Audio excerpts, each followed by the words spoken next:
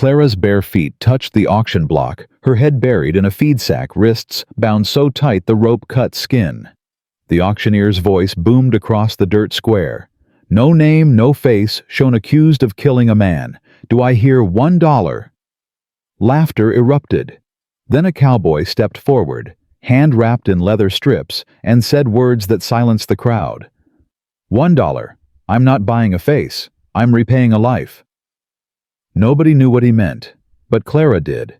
Her breath caught. It was him, the man from the snow. Before we begin, please subscribe and follow this story to the end. Comment what city you're watching from so I can see how far Clara's story travels. Now let's go back to where it all started. Montana Territory, spring 1885. The rope burns were still fresh when they dragged Clara Wright onto the platform. Not from this morning, from 3 weeks of being passed hand to hand like livestock, wrists bound every night in case she tried to run. She'd stopped trying after the second town. Running just meant harder ropes the next time. Stand straight, the auctioneer muttered, not unkindly, but not kindly either. Just the voice of a man doing a job he'd done 100 times before. Clara stood.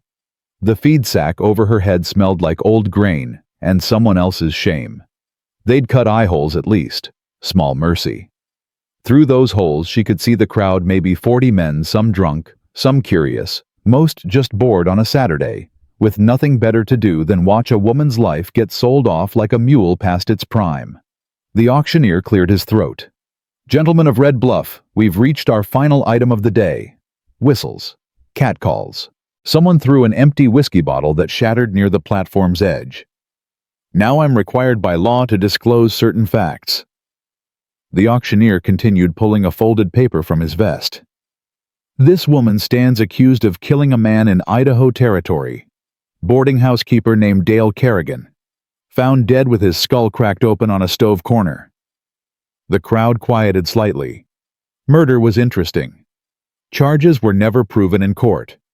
The auctioneer went on, but debts were owed. Property seized.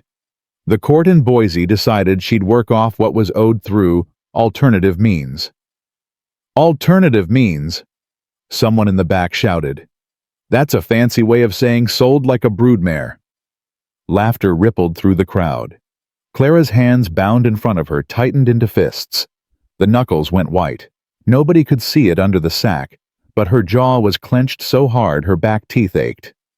Do I hear $1? The auctioneer called out. Silence. Then someone yelled, What if she's ugly as sin under that bag? More laughter. What if she's a witch? Another voice added. They say she don't talk. Maybe she cursed that man to death. Or maybe she's just smart enough to keep her mouth shut. A woman's voice cut through sharp odor coming from the side of the platform. Clara couldn't see her through the eye holes, but she knew that voice, knew the weight it carried. The crowd shifted uncomfortably. Women didn't usually speak at auctions. The auctioneer coughed. $1. Starting bid. Anyone? More silence. Clara's breath came shallow under the sack. She'd known this would happen. 3 towns already she'd stood on 3 different platforms, and 3 times nobody bid until the minimum was met, and she was handed over to whoever needed cheap labor, a laundry, a kitchen, a ranch that needed someone to scrub floors until their hands bled. This would be the 4th. Come on, boys, the auctioneer pressed. $1. That's less than a bottle of whiskey, and she's strong, look at those shoulders. Good worker, I'm told. Good worker who kills her employers, someone muttered. That ain't been proven, the auctioneer shot back, but his heart wasn't in it. Then the crowd parted. A man stepped forward. Clara saw him through the eye holes, tall, wide-shouldered, wearing a dusty duster coat that hung to his knees. His hat was pulled low brim, shadowing most of his face, but she could see his jaw. Strong. Weathered. The kind of jaw that had spent years eating trail dust and not complaining about it. His boots were caked in dried mud.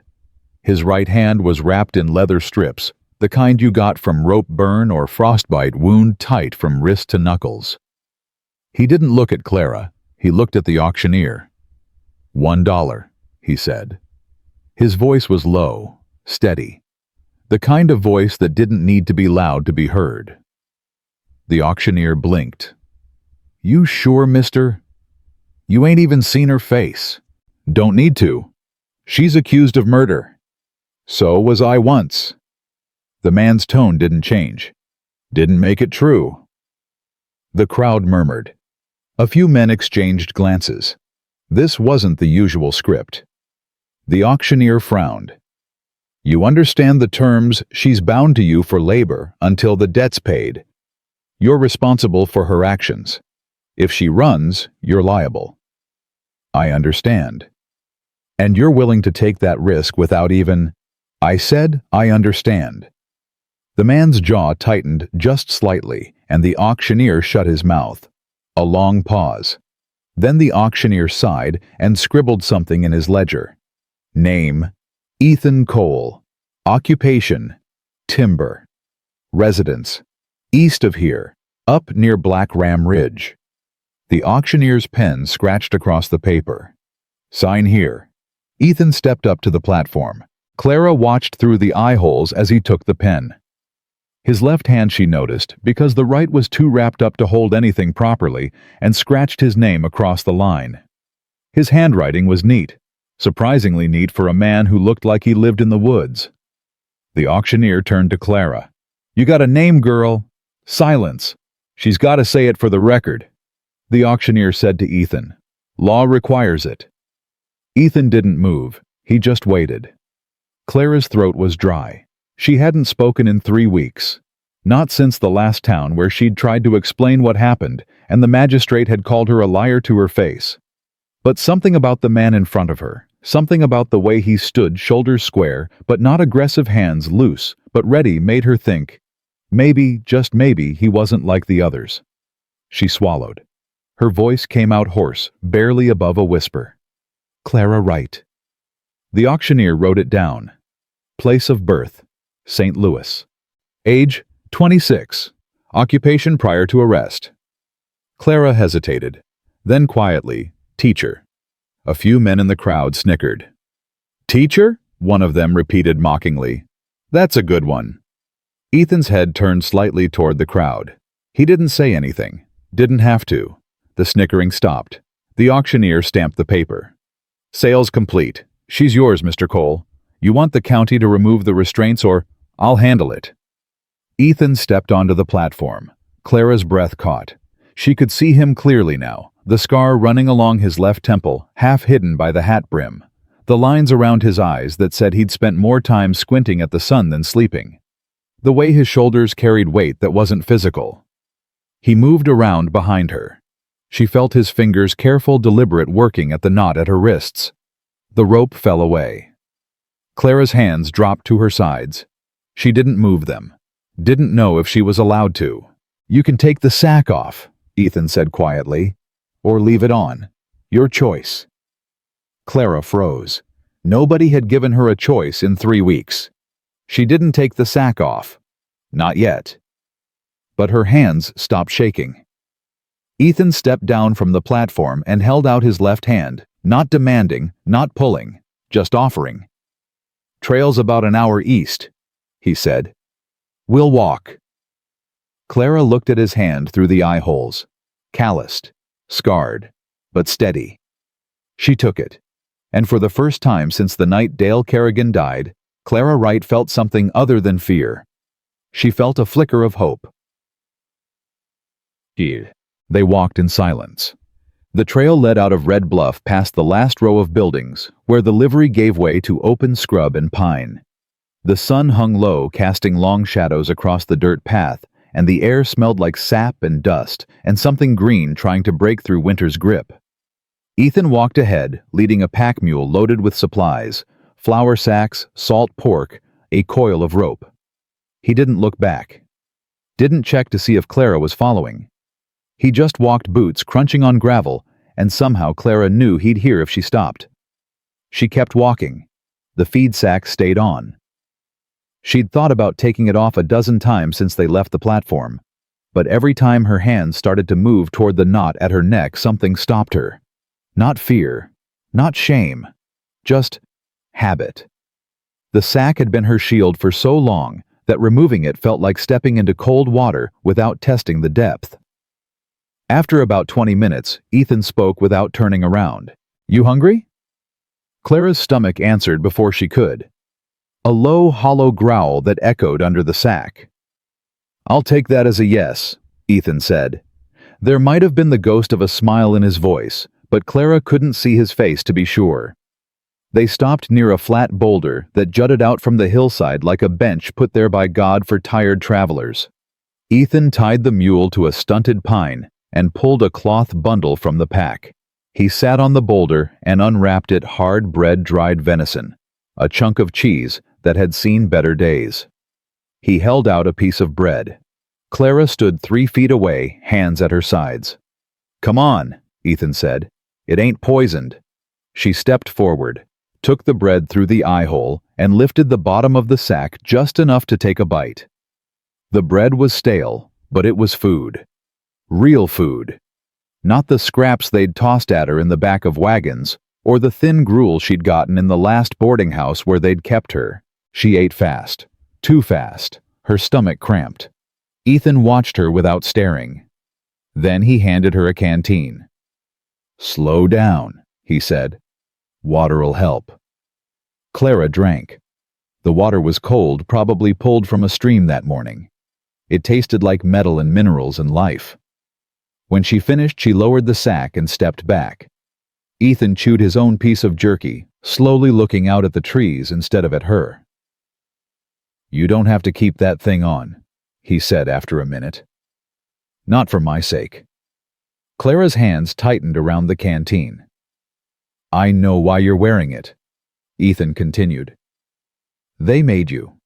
So people wouldn't see your face and decide your price before you opened your mouth." He paused. "But I already paid, so the choice is yours now." Clara swallowed. Her voice came out rough. "What if I want to keep it on?" "Then you keep it on." Silence stretched between them.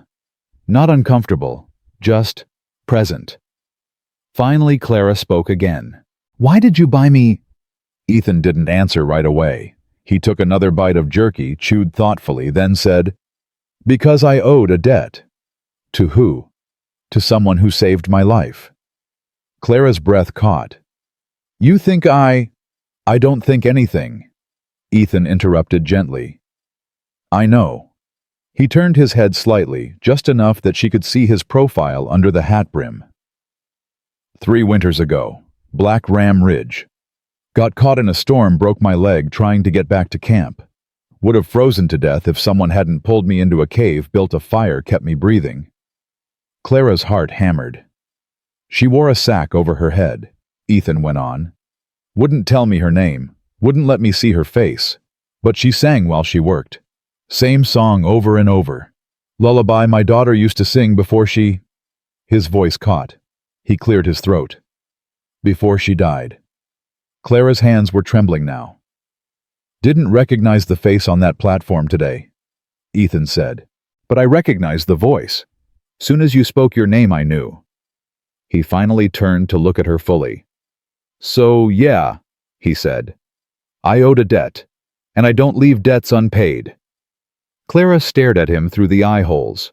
Her throat closed up. Words tried to come and failed. Ethan stood brushing crumbs off his pants. "We should keep moving. Storm's coming tonight, and I'd rather be home before it hits." He untied the mule and started walking. Clara stood frozen for 5 full seconds. Then she reached up, untied the knot at the base of her neck, and pulled the feed sack off. The air hit her face, cold, sharp, real. She looked down at the sack in her hands. Rough burlap. Stained. The thing that had been her prison and her protection for 21 days. She folded it carefully, tucked it under her arm. Then she followed Ethan Cole up the trail, her face bare for the first time in 3 weeks. Her scar exposed to the world and her heart pounding with something she hadn't felt since the night everything fell apart. Not hope, not yet, but the possibility of it. The cabin sat in a clearing carved out of the pines, like a secret someone had forgotten to keep. Small square, built from logs that had weathered gray over the years. Smoke curled from the chimney thin and steady, the kind of smoke that said someone had banked a fire before leaving, and it was still holding on. Ethan stopped at the edge of the clearing. "This is it." Clara looked past him. There was a woodpile stacked against the side of the cabin, neat and deliberate. A water barrel near the door. A single window, with real glass, small, but there. Curtains inside faded but clean. It looked like a home, not a house. A home. "I ain't got much," Ethan said, mistaking her silence for disappointment. "Just one room. But there's a bed and the roof don't leak much. You'll sleep inside. I'll take the barn." Clara blinked. "You're giving me your bed." Seemed right. But "I've slept in worse places," Ethan said flatly. "Barn's got hay. I'll be fine." He walked toward the cabin, and Clara followed her bare feet, silent on the packed dirt. She realized suddenly that she'd been walking for over an hour without shoes, and hadn't noticed. The bottoms of her feet were tough from 3 weeks of rough treatment, but still she should have noticed. Ethan pushed the door open. It swung inward with a low creak. Inside the cabin was exactly what it looked like from the outside, simple, functional, clean. A table, one chair, a bed pushed against the far wall with a quilt that looked hand-stitched, a stove in the corner with a pot hanging above it. Shelves lined with jars, preserves maybe, or dried herbs. And on the table, carefully placed in the center, was a small oval mirror. Clara stopped in the doorway. Ethan noticed. "Thought you might want it," he said. "If you don't, I can put it away." Clara stared at the mirror. She hadn't seen her own face in 3 weeks, hadn't wanted to. "You don't have to look," Ethan added quietly, "but the choice is there." He moved past her, busying himself with the stove, adding kindling, coaxing the banked fire back to life. Clara stood frozen, her eyes locked on the mirror. Finally, she stepped inside. The door closed behind her. She crossed the room slowly, sat down in the chair, looked. The scar was still there. Of course it was. Running from her left temple down to her jaw, a thick raised line where Dale Kerrigan had grabbed a poker from the fire and swung it at her when she'd pushed him away. She'd turned her head just in time. If she hadn't, he would have taken her eye. But the scar wasn't what made her breath catch. It was her eyes. They looked hollow, empty. Like someone had scooped out everything that made Clara Wright who she was and left just the shell behind. She lifted a hand, traced the scar with her fingertips. It didn't hurt anymore. Hadn't hurt in weeks. But it felt like it should. Behind her, Ethan stirred something in the pot on the stove. The smell of stew, real stew with meat and vegetables, filled the cabin. "You want to tell me what happened?" he asked without turning around. Clara dropped her hand. "You already know what happened. You heard it at the auction." "I heard what they said happened. That ain't the same thing." Clara's jaw tightened. "Does it matter?" "Yeah," Ethan said simply. "It does." He ladled stew into 2 bowls and set them on the table, one in front of Clara, one across from her. Then he sat in the only other chair, a stool he pulled from near the stove. They ate in silence for a minute. Then Clara spoke. "I was teaching at a school in Boise. Small school, just 12 students. Lived in a boarding house run by a man named Dale Kerrigan and his wife." She paused. "His wife was sick, bedridden. Dale ran the place alone most days." Ethan listened without interrupting. He started noticing me. At first it was just looks, then comments. Then one night he came to my room. Clara's voice went flat. "I told him no. He didn't care. I pushed him. He grabbed a fire poker. I pushed him again. He fell, hit the stove, didn't get up." She stopped, stared into her bowl. "There was a woman in the kitchen," she continued. "Mrs. Hayes. Ruth Hayes. She saw everything, saw him come at me, saw me push him, saw him fall." But she didn't testify, Ethan said quietly. No. Why not? Clara's hands tightened around her spoon. Because Dale's brother was the town marshal, and Ruth's husband owed Dale money. And in Boise, a woman's word don't mean much when a man's reputation is on the line. She looked up at Ethan, then meeting his eyes directly for the first time. They said I seduced him, said I lured him to my room, said the poker was already in my hand when he walked in, said I planned it. Her voice cracked just slightly. They called me a murderer, a liar, a temptress, and when they couldn't prove any of it in court, they sold me to cover his debts. The fire in the stove crackled. Ethan set his spoon down carefully. You know what I think? Clara didn't answer. I think you survived, Ethan said. And survival ain't pretty. It ain't clean. But it's the only thing that matters when the choice is between living and dying. He stood, picked up his bowl, and carried it to the basin near the stove. You'll stay here as long as you need, he said over his shoulder. No debts, no obligations, just a roof and food, and a door you can bar from the inside. Clara stared at him. Why are you doing this? Ethan turned, and for the first time she saw something in his eyes that looked like pain. Because 3 years ago, someone saved my life when they didn't have to, he said. And because my wife and daughter died while I was off fighting a war that didn't matter and I didn't get to save them. So maybe this is me trying to balance the scales. He paused. Or maybe I'm just tired of watching the world punish women for surviving men. Silence filled the cabin. Then Clara spoke, her voice barely audible. Thank you. Ethan nodded once. Get some sleep. Morning comes early. He pulled on his coat and walked out, closing the door gently behind him. Clara sat alone in the cabin, the fire crackling, the mirror reflecting her scarred face, and for the first time in 3 weeks, she let herself cry. Not from fear, not from shame, from relief. Clara woke to gray light filtering through the cabin window and the smell of coffee brewing. For half a second, she didn't remember where she was. Then it came back, the auction, the walk, the cabin, Ethan. She sat up. The quilt was still tucked around her. She didn't remember pulling it up. Outside, she could hear movement, footsteps, the sound of wood being stacked. She stood, smoothed her dress, the same worn cotton thing she'd been wearing for 3 weeks, and opened the door. Ethan was at the woodpile splitting logs with an axe. His coat was off despite the morning chill, sleeves rolled up. The wrapped hand moved stiffly, but he compensated with practiced ease. He glanced up when the door opened. Morning. Morning, Clara replied. Coffee's on the stove. Eggs too if you're hungry. Clara nodded and went back inside. The coffee was strong and bitter and perfect. The eggs were fried in bacon grease and salted just right. She ate standing up, looking out the window at Ethan working. He moved methodically. Lift the axe, swing, split, stack, repeat. No wasted motion, no frustration when a log didn't split clean the first time, just patience. Clara watched him for a long time. When she finished eating, she washed her plate in the basin, then stepped back outside.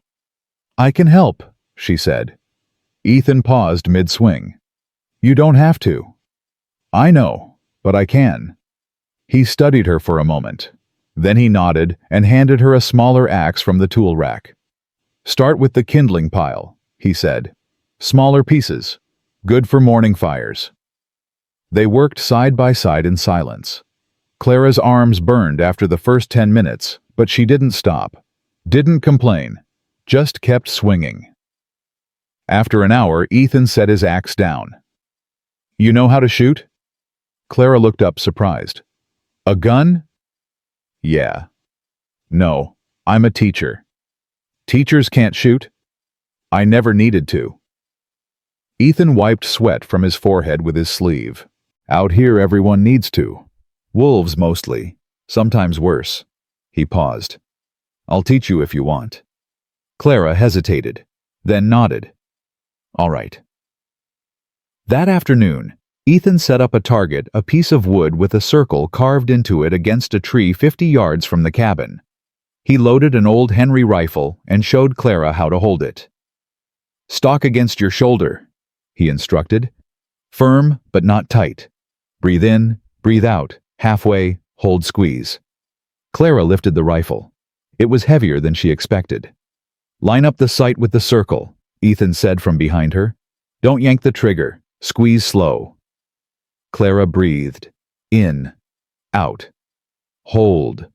She squeezed. The rifle kicked. The shot went wide. "Again," Ethan said. She reloaded, aimed, fired. Wide again. Again. This time the shot clipped the edge of the wood. "Better," Ethan said. On the 8th try, Clara hit the circle dead center. She lowered the rifle, stunned. "Told you," Ethan said. There was definitely a hint of a smile now. "Teachers can shoot." Clara looked at the target, then at Ethan, and for the first time in 3 weeks, she smiled too. Not big, not bright, but real. 3 days passed like that. Quiet. Routine. Clara split kindling. Ethan worked the trapline. They ate together stew bread, whatever Ethan managed to hunt or trap. They didn't talk much. Didn't need to. On the 4th day, Ethan came back from town with a package wrapped in brown paper. "For you," he said, setting it on the table. Clara unwrapped it. Inside was a dress. Simple, sturdy, made from dark blue cotton, and beneath it, a pair of boots. She stared. "Figured you needed something that fit," Ethan said. "And shoes. Can't keep walking around barefoot." Clara's throat tightened. "I can't pay you back." "Didn't ask you to." "But, Clara." Ethan's voice was firm but not harsh. "You saved my life. I bought you out of an auction. We're past the point of keeping score." Clara looked down at the dress. Her hands shook slightly as she lifted it. "Thank you," she whispered. That night she tried it on. It fit almost perfectly. The boots were a little big, but with thick socks they'd work. She looked at herself in the mirror again. This time, she didn't look hollow. She looked like someone who might survive this. On the 7th night, it happened. Clara woke to the sound of hooves fast hard coming up the trail toward the cabin. She sat up, heart pounding. Outside, a voice called out, "Ethan Cole, I know you're in there." Clara scrambled out of bed and cracked the door open. In the moonlight, she could see a man on horseback, lean, hard-faced, wearing a marshal's badge that caught the light. Ethan stepped out from the barn, rifle in hand. "What do you want, Hayes?" he called. Marshal Hayes, Ruth's husband. Clara's blood went cold. "Got word from Boise," Hayes said. "Seems there's still a warrant out for Clara Wright. Murder charge, never dismissed." "She was acquitted," Ethan shot back. "Acquitted of the criminal charge. Civil debt still standing. And if she's on your property, that makes you liable." Hayes smiled thin and mean. "So I'm here to collect. Either she comes with me or you pay what's owed." "How much?" $500. The number hung in the air like a noose. Ethan didn't flinch. "I don't have $500. "Then she comes with me." "No." Hayes's hand moved toward his gun. "Ethan." Clara stepped out of the cabin, her voice shaking. "Don't. It's not worth—" "Get back inside," Ethan said quietly. "But inside, now." Clara hesitated, then obeyed. Through the crack in the door, she watched. Hayes leaned forward in his saddle. "You gonna draw on a lawman, Cole?" "If I have to." "Over a woman who killed a man? Over a woman who defended herself?" Hayes laughed. "You really believe that?" "Yeah," Ethan said. "I do." The marshal's smile faded. "You're a fool." "Maybe, but I'm a fool with a rifle pointed at your chest. So I suggest you ride out." For a long moment, neither man moved. Then Hayes spat into the dirt. "This ain't over." He wheeled his horse around and rode back down the trail. Ethan didn't lower the rifle until the hoofbeats faded completely. Then he turned and walked into the cabin. Clara stood by the stove, her whole body shaking. "He'll be back," she said. "I know. He'll bring more men." "Probably." "Then I should leave. Before—" "No." Ethan set the rifle down. "You're not running again." "But you'll lose everything if—" "I've already lost everything," Ethan said quietly. "My wife. My daughter. My legs half ruined from that winter storm. I don't have much left to lose. But you—" He looked at her. "You got a whole life ahead of you, and I'll be damned if I let men like Hayes take that from you." Clara's eyes burned. "Why?" "Because it's the right thing to do. That's not a good enough reason to risk your life." Ethan smiled, sad, tired, but real. "It's the only reason that matters." The next morning came too fast and too quiet. Clara woke before dawn, her body still humming with adrenaline from the night before. She lay in the bed staring at the ceiling beams, listening to Ethan moving around outside, the soft thud of boots on dirt, the scrape of metal against wood, the kind of sounds that said a man was preparing for something he didn't want to talk about. She got up, dressed in the blue cotton dress he'd bought her, laced the two big boots tight, and stepped outside.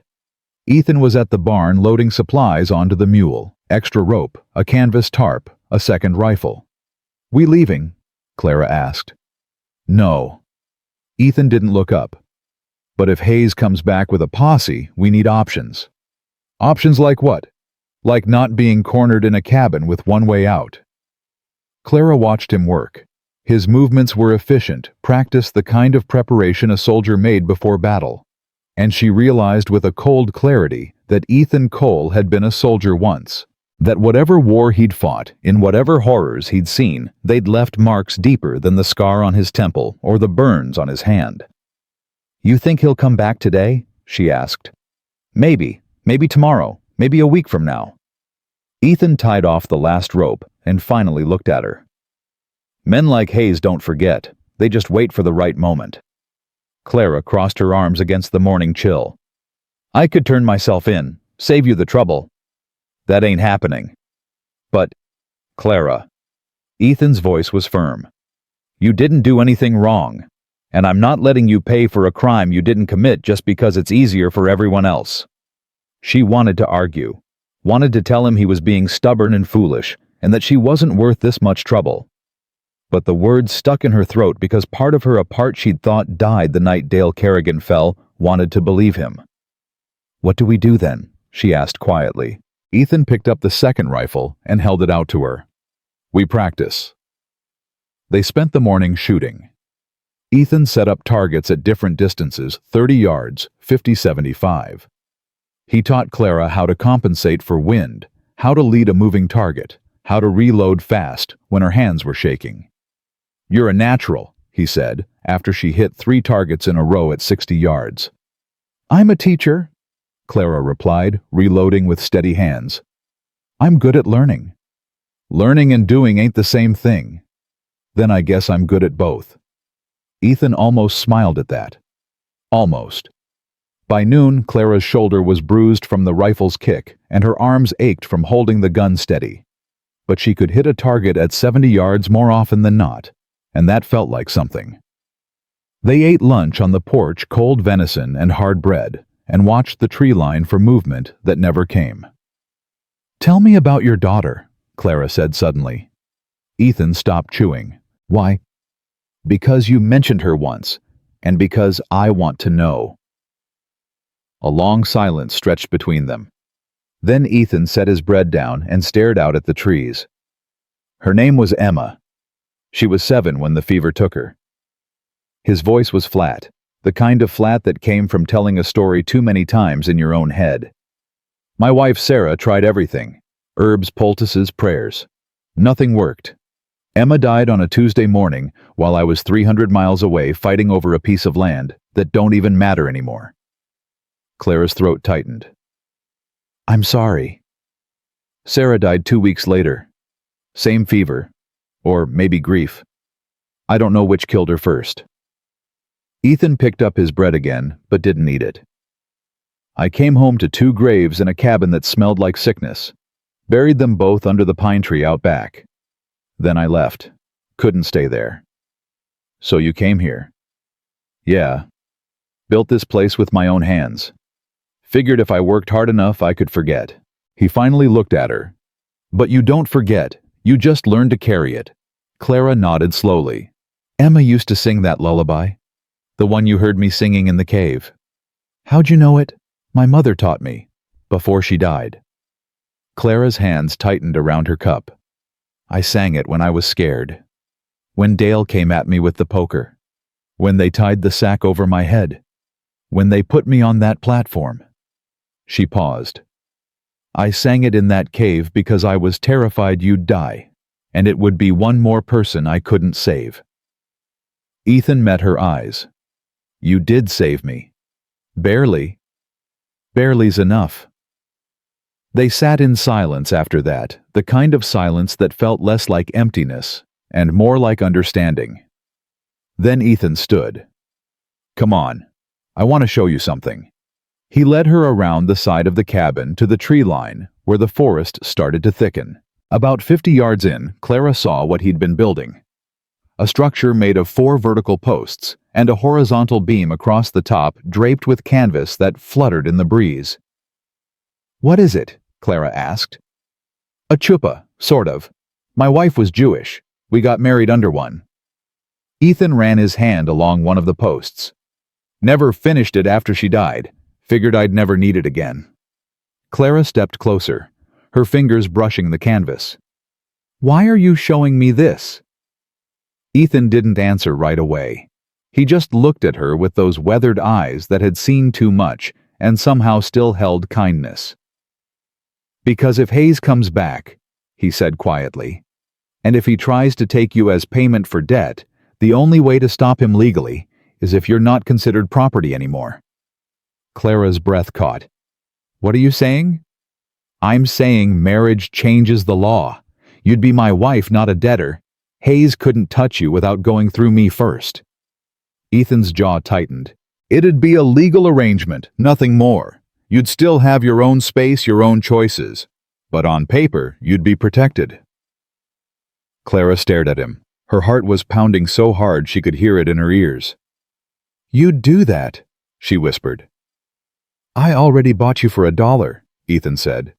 This is just finishing what I started. But you don't even know me. I know enough. He looked at her steadily. I know you're brave enough to defend yourself when a man twice your size comes at you. I know you're strong enough to survive 3 weeks of hell without breaking. I know you saved a stranger's life in a blizzard when you could have walked past. That's more than most people know about their spouses on their wedding day. Clara's hands started shaking. What if Hayes doesn't care? What if he comes anyway? Then we fight. You could die. We're all dying, Ethan said simply. Question is whether we do it running or standing still. Clara looked at the chuppah, this half-finished promise to a dead woman now being offered to her like a shield against the world. When? She asked. Tonight. Before Hayes has a chance to come back with paperwork. Ethan's voice softened. Unless you don't want to. Clara thought about the auction block, the feed sack, the rope burns on her wrists, the way Marshall Hayes had looked at her like she was livestock to be collected.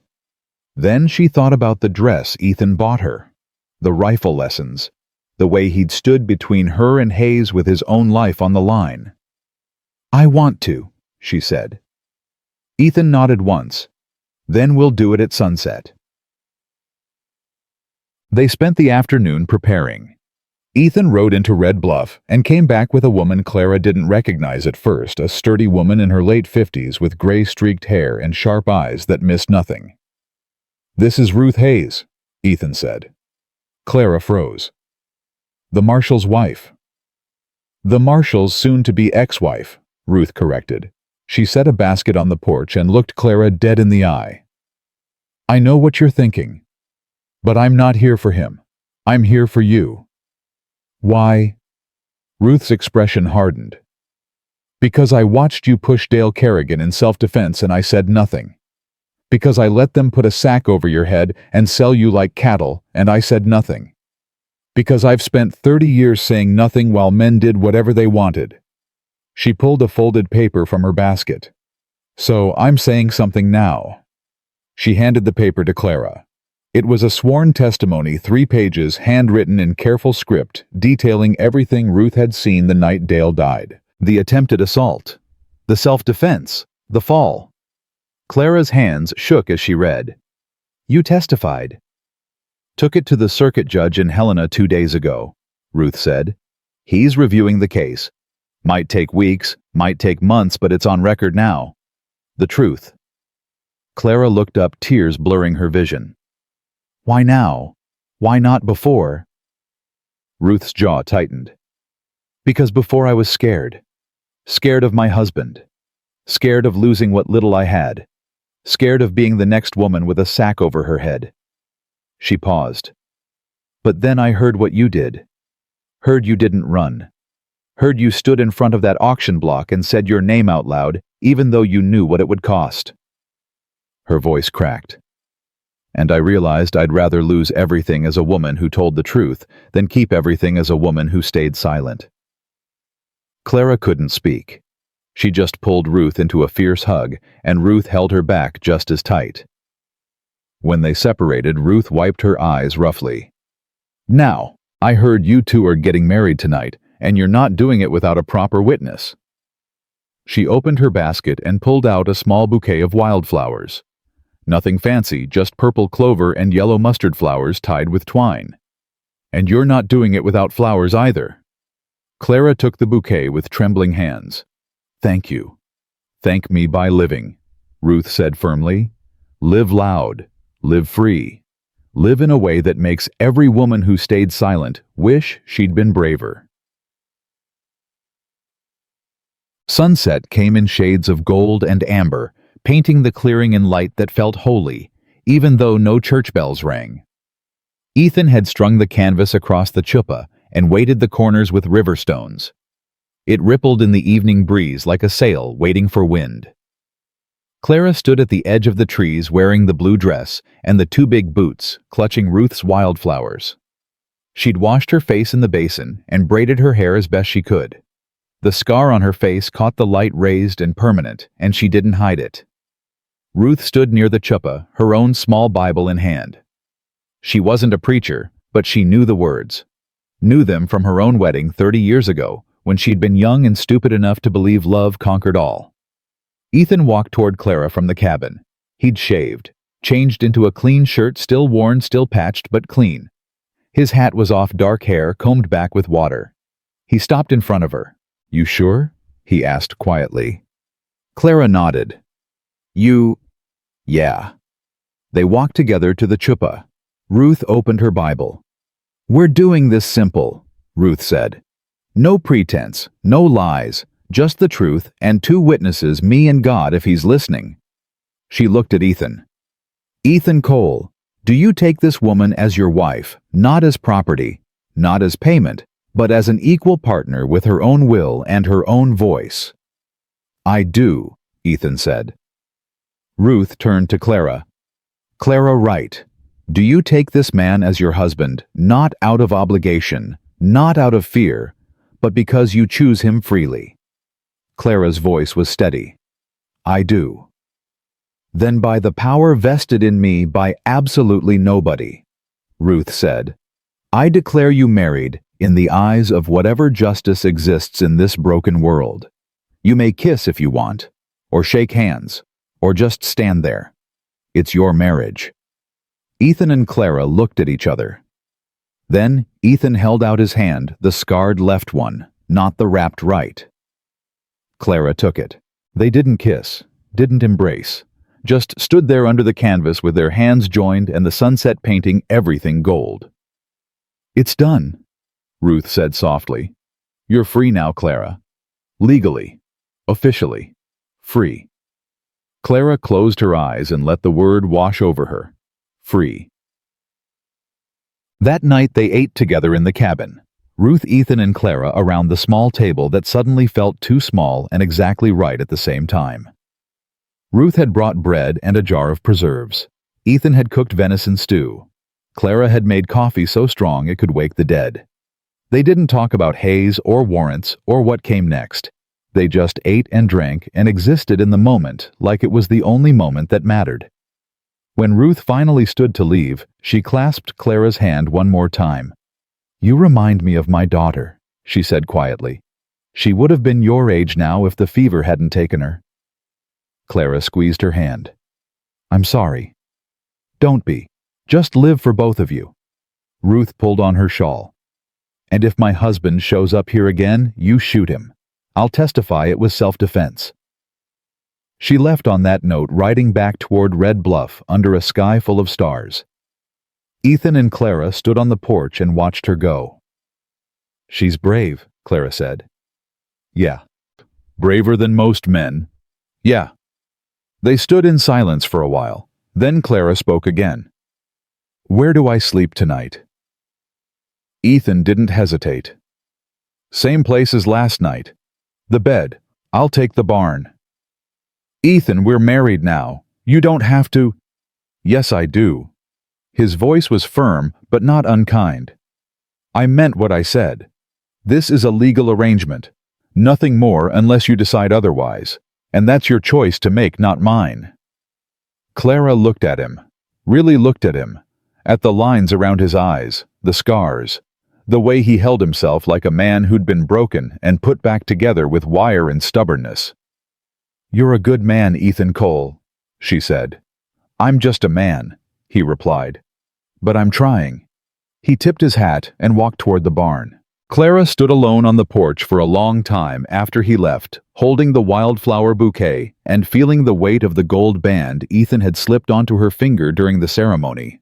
A simple thing, probably his wife's resized to fit. She twisted it slowly and felt something shift inside her chest. Not love, not yet, but the possibility of it. The next 3 days passed in a strange kind of peace. Hayes didn't come back. No riders appeared on the trail. It was like the world had decided to hold its breath and wait. Clara fell into a rhythm with Ethan. She cooked breakfast while he fed the animals. She tended the small garden behind the cabin while he worked the trap line. They practiced shooting every afternoon until Clara could hit a moving target at 80 yards. At night, they sat on the porch and talked. "Tell me about St. Louis," Ethan said one evening. Clara leaned back against the cabin wall. "It's big, crowded, noisy. Everything here isn't. You miss it?" "No." The answer came quicker than she expected. "I thought I would, but out here, I can breathe." Ethan nodded. "That's why I stayed. After the war, cities felt like cages." "What war?" "The one that split the country in half and killed more men than we had bullets for." His voice went distant. "Fought for the Union. Saw things I wish I could unsee. Lost friends who deserved better. Came home to find out the fight never really ended, it just moved indoors." Clara understood that. "You have nightmares." "Sometimes." "Me too." They sat in silence, sharing the weight of things neither could name. "What do you see?" Ethan asked. "In the nightmares." Clara's hands tightened on her coffee cup. "Dale's face, the blood, the way he looked at me before he fell like I'd betrayed him somehow. Like defending myself was a crime worse than what he tried to do." "It wasn't." "I know. But knowing doesn't stop the dreams." Ethan reached over and gently took the cup from her shaking hands. "I see Emma in mine. See her calling for me while I'm too far away to help. Wake up every time right before I reach her." Clara's throat tightened. "Does it get better?" "It gets different," Ethan said. "The dreams don't stop, but you learn to wake up from them. Learn to remind yourself you're still here, still alive, still fighting." Clara nodded slowly. "I'm tired of fighting." "I know, but you're good at it, and sometimes that's enough." On the fourth night, everything changed. Clara woke to the sound of breaking glass. She bolted upright, heart hammering, and grabbed the rifle Ethan had left by the bed. Outside, men were shouting. She ran to the window and saw them 5 riders circling the cabin, torches in hand. Hayes was in front, his marshal's badge gleaming in the firelight. "Ethan Cole!" Hayes bellowed. "Come out here!" Clara's hands went cold. She looked toward the barn, but it was too dark to see if Ethan was there or if he'd already. The cabin door slammed open. Ethan stood in the doorway, rifle raised, face like thunder. "Get off my land." Hayes laughed. "Your land? I got a court order says otherwise." He held up a piece of paper. "Says you're harboring a fugitive. Says I got the right to search this property and remove said fugitive by force if necessary." "The court order's void," Ethan said flatly. "We got married. She's my wife now. Marriage don't erase debt. Marriage makes her my responsibility, not yours." Hayes's smile turned cruel. "That's so. Then I guess you're responsible for paying what she owes. $500. Right now." Ethan didn't flinch. "I don't have it." "Then I'm taking her." "No, you're not." "You gonna stop me, Cole? You and what army?" "Me and this." Ethan cocked the rifle. The men behind Hayes tensed. Hands moved toward guns. Clara stepped out of the cabin, her own rifle raised. "And me." Hayes's eyes narrowed. "You're making a mistake, girl." "The only mistake I made was not shooting Dale Kerrigan sooner," Clara said coldly. "But I'm a better shot now. Want to test it?" For a long moment, nobody moved. Then a voice called out from the darkness beyond the torches. "She won't need to." Ruth Hayes stepped into the firelight, a shotgun in her hands and a carpet bag over her shoulder. Behind her were 6 more women, all from Red Bluff, all armed. "Ruth," Hayes said slowly. "What are you doing?" "What I should have done 30 years ago," Ruth replied, standing up.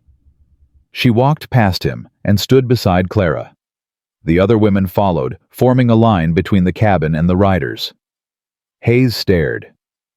"You've lost your mind." "No, I found it." Ruth raised her shotgun. "Now here's how this works, William. You're going to ride back to town. You're going to tell the judge that Clara Wright's debt is paid in full because I'm testifying she acted in self-defense.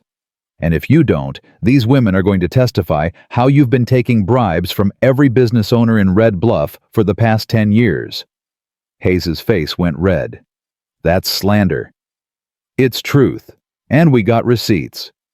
Ruth pulled a bundle of papers from her bag. "Every crooked deal, every payoff, every time you looked the other way, it's all here." The riders shifted uncomfortably. One of them, a younger man, maybe mid-20s, lowered his gun. "Marshal," he said quietly, "maybe we should just go." Hayes's jaw worked. He looked at Ethan, at Clara, at the line of armed women who weren't backing down. Finally, he spat into the dirt. "This ain't over." "Yeah," Ruth said. "It is." Hayes wheeled his horse around and rode off. After a moment, the other riders followed. The women didn't lower their guns until the hoofbeats faded completely. Then Ruth turned to Clara, and for the first time she smiled. "Told you. Living loud." Clara dropped her rifle and pulled Ruth into a fierce hug. "Thank you." "Don't thank me yet," Ruth said. "Thank me when the judge throws out the warrant." But Clara was already crying, not from fear, not from relief, but from something bigger. Something she hadn't felt since before Dale died. Hope. Real, solid, unshakable hope. What? The women stayed until dawn, keeping watch in shifts, drinking coffee, and sharing stories Clara had never heard. Stories about survival and silence, and the cost of both. Stories about daughters lost and dreams deferred, and the moment each woman decided she'd had enough. "We should have done this sooner," one woman said. Her name was Mary. She ran the general store. "Should have stood up for you at the trial." "You're standing now," Clara replied. "That's what matters." When the sun finally rose, the women rode out one by one back to Red Bluff and lives that would be different now. Ruth was the last to leave. "You'll be all right?" she asked Clara. "Yeah, we will." Ruth nodded and looked at Ethan. "You take care of her." "I will." "And you," Ruth said to Clara, "take care of him. He needs it more than he'll admit." Then she was gone, riding into the morning light with her shotgun across her lap and her head held high. Ethan and Clara stood alone in the clearing, the sun warming their faces, the world quiet again. "That really happened?" Clara asked. "I think so. We just survived a siege by armed women defending my honor." "Yeah." Clara started laughing. She couldn't help it. The absurdity, the terror, the sheer impossible reality of it all hit her at once, and laughter bubbled up from somewhere deep and wouldn't stop. Ethan watched her bemused. Then he started laughing, too quiet at first, then louder, until they were both bent over, gasping for air, tears streaming down their faces. When they finally stopped, Clara wiped her eyes and looked at him. "I think we're going to be okay," she said. Ethan nodded. "Yeah, I think we are." And for the first time since the night Dale Kerrigan died, Clara Wright, now Clara Cole, believed it. Kick. 2 weeks later, a rider came from Helena. Not Hayes, not a marshal, just a clerk from the circuit court with a sealed envelope. Clara opened it with shaking hands. Inside was a single document stamped and signed by Judge Morrison himself. "All charges against Clara Wright are hereby dismissed. Testimony of Ruth Hayes accepted as credible witness account. Warrant voided. Debt cleared."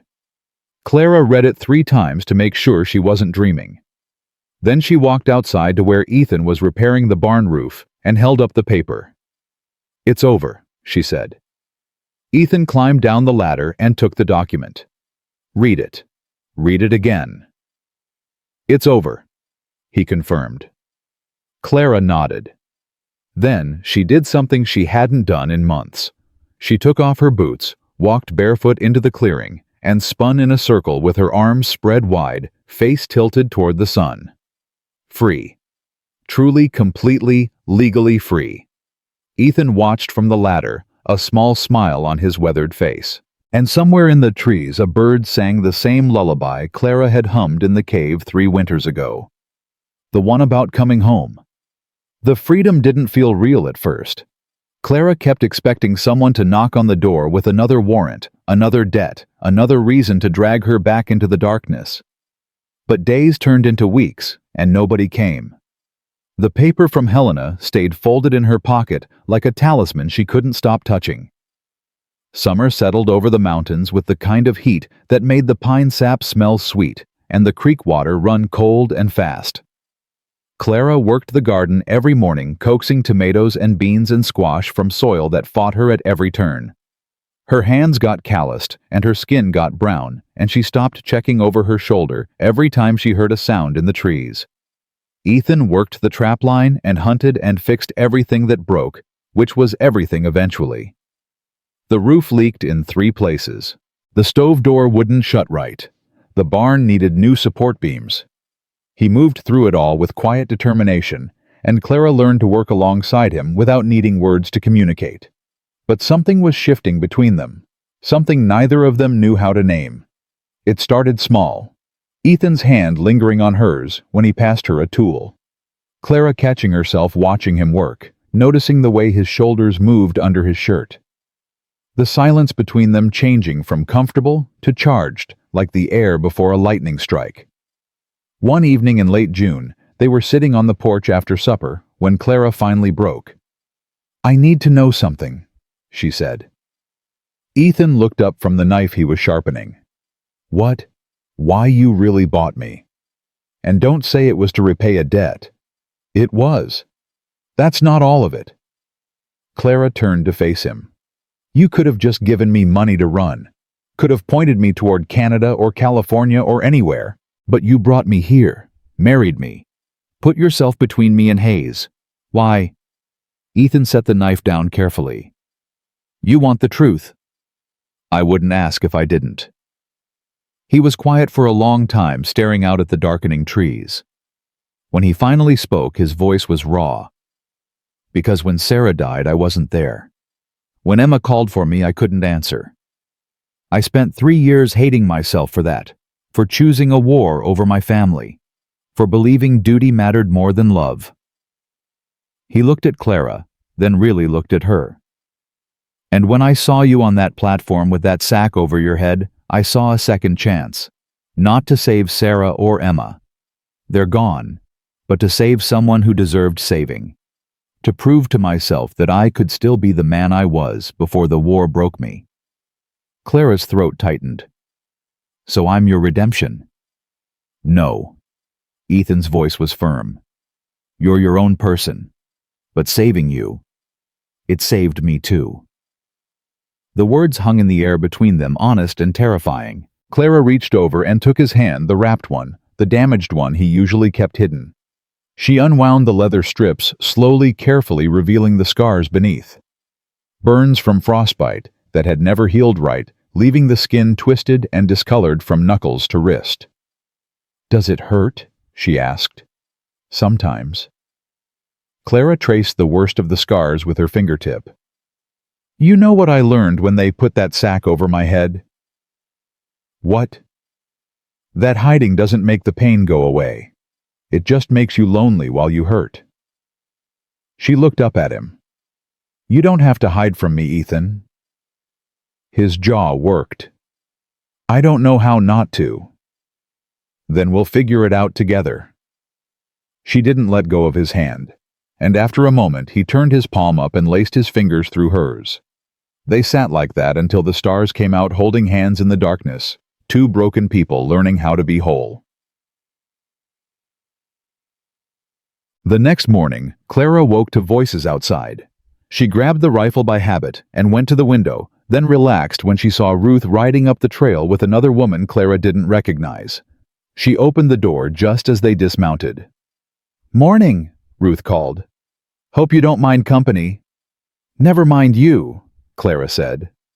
She looked at the other woman, younger, maybe 40, with dark hair pulled back severe and eyes that had seen hard things. Who's your friend?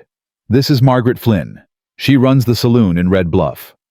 Ruth tied her horse to the post. And she's got a proposition for you. Margaret stepped forward and held out her hand. Clara shook it, noting the firm grip and the calluses that said this was a woman who worked with her hands. Mrs. Cole, Margaret said, I've heard a lot about you. Most of it probably isn't true. Actually, most of it is. That's why I'm here. Margaret pulled a folded paper from her jacket. I'm opening a school. Small one just for the miners' kids who don't got nowhere else to go. I need a teacher. Clara's heart stopped. A teacher? You taught in St. Louis, didn't you? I did. Before? Before you defended yourself and the world punished you for it. I know. Margaret's expression was hard. But that's done now. And these kids need someone who can teach them more than just reading and writing. They need someone who can teach them that survival ain't the same as living. Clara looked at Ruth, who nodded encouragingly. I don't have teaching materials, Clara said slowly. No books, no supplies. We'll get them, Margaret interrupted. I've already talked to the mine foreman. They'll donate lumber for desks and paper for lessons. The town council approved a small salary, not much, but enough to get by. Why me? Margaret's smile was thin. Because you didn't break. Because every woman in Red Bluff watched you stand on that auction block with your head covered and your voice clear, and we all wondered if we'd have the courage to do the same. You're a symbol now, whether you want to be or not, and symbols matter. Clara's hands tightened on the doorframe. I'm not a symbol. I'm just a woman who didn't want to die. That's exactly why you're perfect, Ruth said gently. You know what it costs to survive. These kids need that truth more than they need fancy grammar lessons. Clara looked past them to where Ethan was walking up from the barn, alerted by the voices. He caught her eye and raised his eyebrows in question. She made a decision. When do I start? She asked. Margaret grinned. Next Monday. School meets in the back room of my saloon until we can build a proper schoolhouse. 8 students to start ages 6 to 14. You'll have them from 9 to noon 5 days a week. I'll be there." After Margaret and Ruth left, Clara stood on the porch feeling like she'd just jumped off a cliff and wasn't sure if she'd fly or fall. Ethan came up beside her. "You sure about this?" "No, but I'm doing it anyway." "That's brave." Clara laughed without humor. "It's terrifying." "Same thing sometimes." Ethan leaned against the railing. "You'll be good at it." "How do you know?" "Because you're good at everything you decide to do, even the hard things, especially the hard things." Clara looked at him, this man who'd bought her for $1 and given her back her life. "Come with me," she said suddenly. "Where?" "To the school, on Monday, just for the first day." Ethan frowned. "Why?" "Because I'm scared, and you make me less scared." He studied her for a long moment, then nodded. "All right." Monday came too fast and not fast enough. Clara wore her blue dress and the boots that finally fit right after she'd stuffed them with newspaper. She braided her hair tight and left her face bare, scar and all. Ethan rode beside her on the trail to Red Bluff, rifle across his saddle because old habits died hard. They didn't talk much, didn't need to. When they reached town, people stared. Clara felt their eyes like brands marking her, judging her, remembering the auction and the accusations and the feed sack. She lifted her chin and kept walking. The saloon was quiet at 9 in the morning, the smell of stale beer and tobacco hanging in the air like ghosts of the night before. Margaret was behind the bar, wiping glasses. "Back room," she said, jerking her head toward a door at the rear. "Kids are already here. They're scared of you, by the way." Clara's stomach dropped. "Why?" "Because their parents told them you killed a man. They don't know it was self-defense. They just know you're the woman from the auction." Margaret set down her glass. "So, you got two choices. You can let them stay scared, or you can tell them the truth." Clara looked at Ethan. He gave her the smallest nod. She walked through the door. 8 children sat on mismatched chairs in a room that smelled like whiskey and sawdust. They ranged from tiny to half-grown, all of them watching her with wide eyes that expected monsters. Clara stood in front of them and took a breath. "My name is Clara Cole," she said. "Some of you probably heard I killed a man. That's true. I did. But I didn't murder him. I defended myself when he tried to hurt me. And when I told the truth, nobody believed me. So they put a sack over my head and sold me like livestock." The children stared. A little girl in the front row, maybe 7 years old, raised her hand. "Yes," Clara said. "Did it hurt? The sack?" Clara's throat tightened. "Yes. But not as much as staying silent would have hurt." A boy in the back, older, maybe 13, spoke up. "My pa says women who kill men deserve what they get." Clara met his eyes. "Then your pa is wrong. And someday you'll be old enough to decide if you want to be wrong like him or right like yourself." The boy's jaw dropped. Clara pulled a chair over and sat down so she was at their level. "I'm not here to teach you to be good. Good is a word people use when they mean obedient. I'm here to teach you to read and write and think for yourselves, to question things that don't make sense, to stand up when someone tries to make you small." She paused.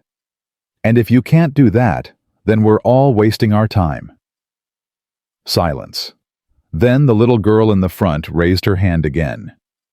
"Can we really ask questions? Any question you want, even if it's scary. Especially if it's scary." The girl looked at her lap. "Why didn't anybody help you when they put the sack on you?" Clara's eyes burned. "Because people are scared too. Scared of being next. Scared of losing what little they have. Scared that helping someone else means hurting themselves." "Are you still scared?" the girl asked. "Every day," Clara admitted. "But I'm doing it anyway." The girl nodded slowly, like that made sense in a way nothing else had. "Can you teach us to read?" she asked. "Yes. Even if we're dumb." "You're not dumb. You just haven't learned yet. There's a difference." The girl smiled, small, tentative, but real. And Clara felt something shift in her chest. Something that felt like purpose. She stood and moved to the makeshift chalkboard Margaret had set up, just a piece of slate propped against the wall. She picked up a piece of chalk and wrote 3 words: truth, courage, choice. "These are the 3 things I'm going to teach you," she said. "Everything else, reading, writing, arithmetic, those are just tools. But these 3 things, these are what you need to survive." She turned back to face them. "So, let's start with truth. Who can tell me what truth means?" A small hand went up, and Clara Cole began teaching again. By noon, Clara was exhausted in a way that felt good. The children had learned the alphabet and how to write their names and why lying to protect someone else's reputation was still lying. Ethan had waited outside the whole time, sitting on a bench with his rifle across his knees, watching the street like a sentry. When Clara emerged, he stood immediately. "How'd it go?" he asked. "I have no idea, but they didn't run screaming, so I'm calling it a victory." They rode back to the cabin in comfortable silence, the sun warm on their backs. Clara felt lighter than she had in months, maybe years. That night, as they ate supper, Ethan said something that surprised her. "I'm proud of you." Clara looked up from her stew. "For what?" "For going back, for teaching, for not letting them make you small." Her throat tightened. "I'm just doing what needs doing." "That's what brave people always say." Clara set down her spoon. "You think I'm brave? I know you are. Even with the nightmares. Even when I wake up screaming. Especially then." Ethan leaned forward. "Brave ain't the absence of fear, Clara. It's doing the thing that scares you anyway. And you do that every single day." Clara felt tears building, but refused to let them fall. "You do too. Maybe we're both brave then. Maybe we are." They finished eating in silence. But when Clara stood to clear the dishes, Ethan caught her wrist gently. "Stay," he said. "Just for a minute." She sat back down. "I need to tell you something," Ethan said. "Something I should have said weeks ago." Clara's heart started pounding. "What?" "This marriage, this arrangement. I know we said it was just legal protection, just a way to keep Hayes from taking you." He paused. "But it stopped being just that a long time ago. For me, anyway." Clara couldn't breathe. "What are you saying?" "I'm saying I care about you. More than I should. More than I meant to." His voice was rough. "And if you don't feel the same, that's fine. I won't push. I won't change anything. But I needed you to know." Clara stared at him. Her mind was racing, her heart pounding, every instinct screaming at her to run, because caring about someone meant they could hurt you, and she'd been hurt enough for 3 lifetimes. But she didn't run. "I care about you too," she whispered. Ethan's eyes widened. "You do?" "Of course I do. You're the first person in 3 years who's treated me like a human being instead of a problem to solve." Her voice cracked. "But I'm scared, Ethan. I'm scared that if I let myself love you, something will take you away. Because that's what always happens. Every person I've ever loved has been taken from me." "I can't promise I won't die," Ethan said quietly. "Nobody can. But I can promise I won't leave. Not by choice. Not ever." Clara's hands were shaking. "What if I'm broken?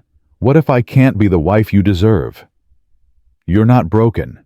You're surviving. And I don't want a perfect wife. I want you. Exactly as you are.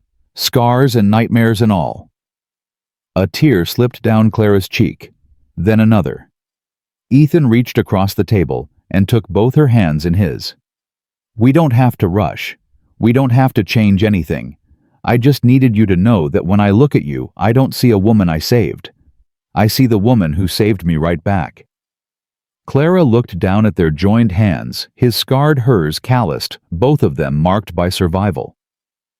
"Can I ask you something?" she said. "Anything. Will you hold me? Just hold me. Nothing else. I need to know what it feels like to be held by someone who isn't trying to take something from me." Ethan stood slowly and moved around the table. Clara rose to meet him, and he wrapped his arms around her carefully, like she was something precious that might break. She pressed her face against his chest and let herself cry. Not from fear, not from pain, from the sheer, overwhelming relief of being held by someone who asked for nothing in return. They stood like that for a long time, wrapped in each other while the fire burned low and the night sounds crept through the windows. When Clara finally pulled back, her face was wet, but her eyes were clear.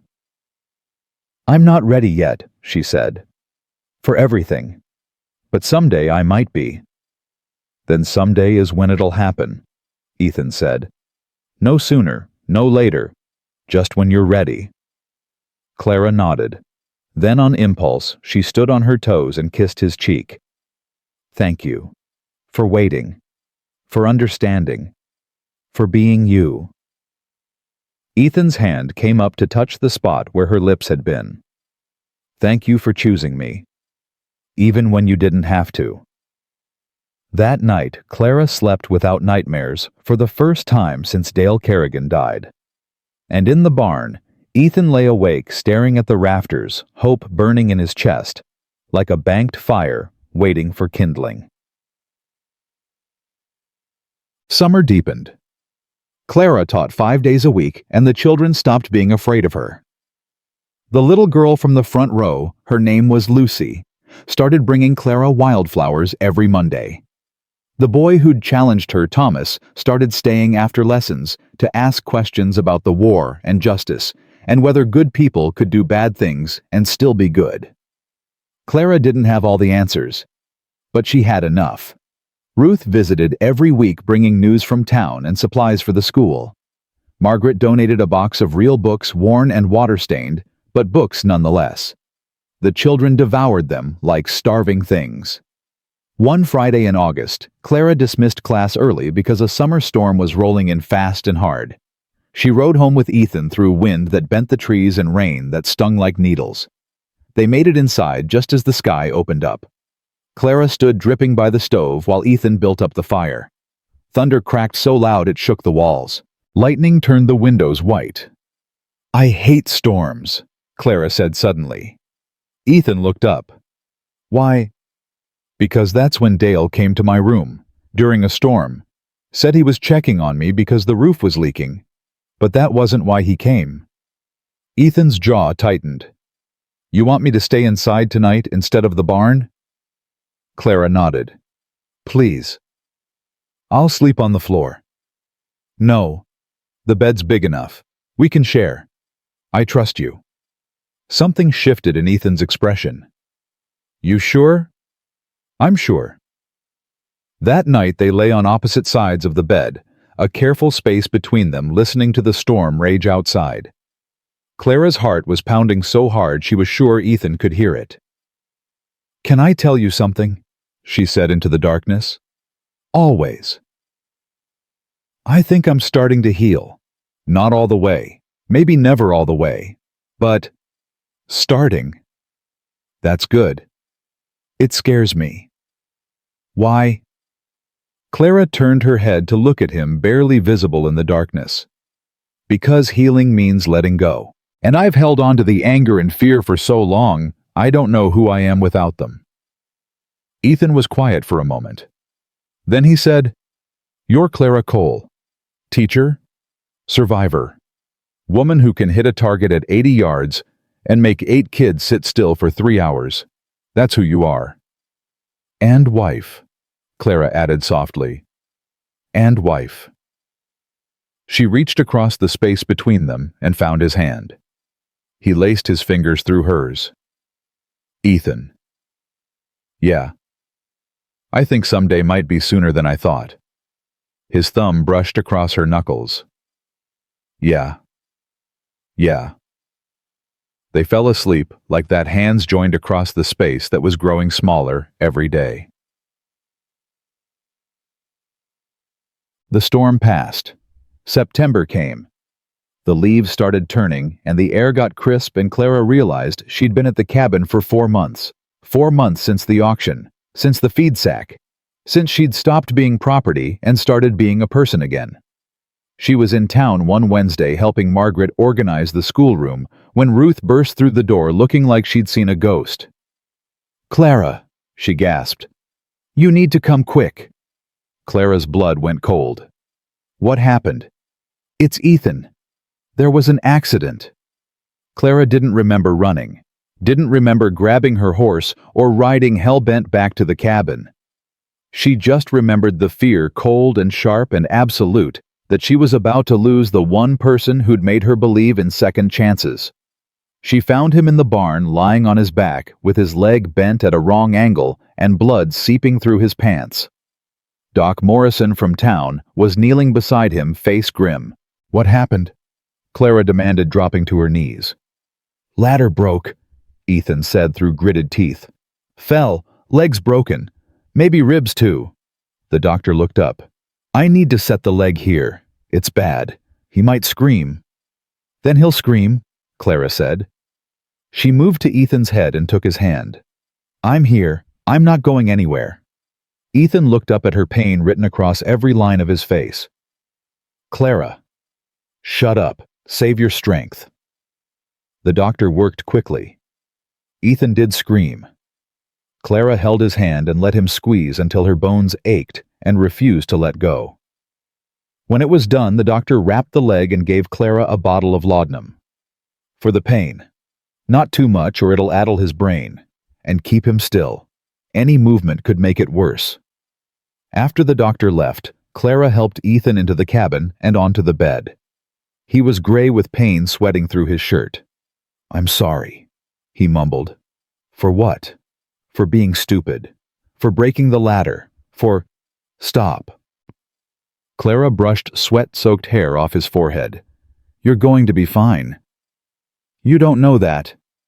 "Yes, I do. Because I didn't survive everything I survived just to lose you to a broken leg." Her voice cracked. "You're not allowed to leave me, Ethan Cole. I forbid it." He managed a weak smile. "Yes, ma'am." Clara gave him laudanum and sat beside the bed until he fell into restless sleep.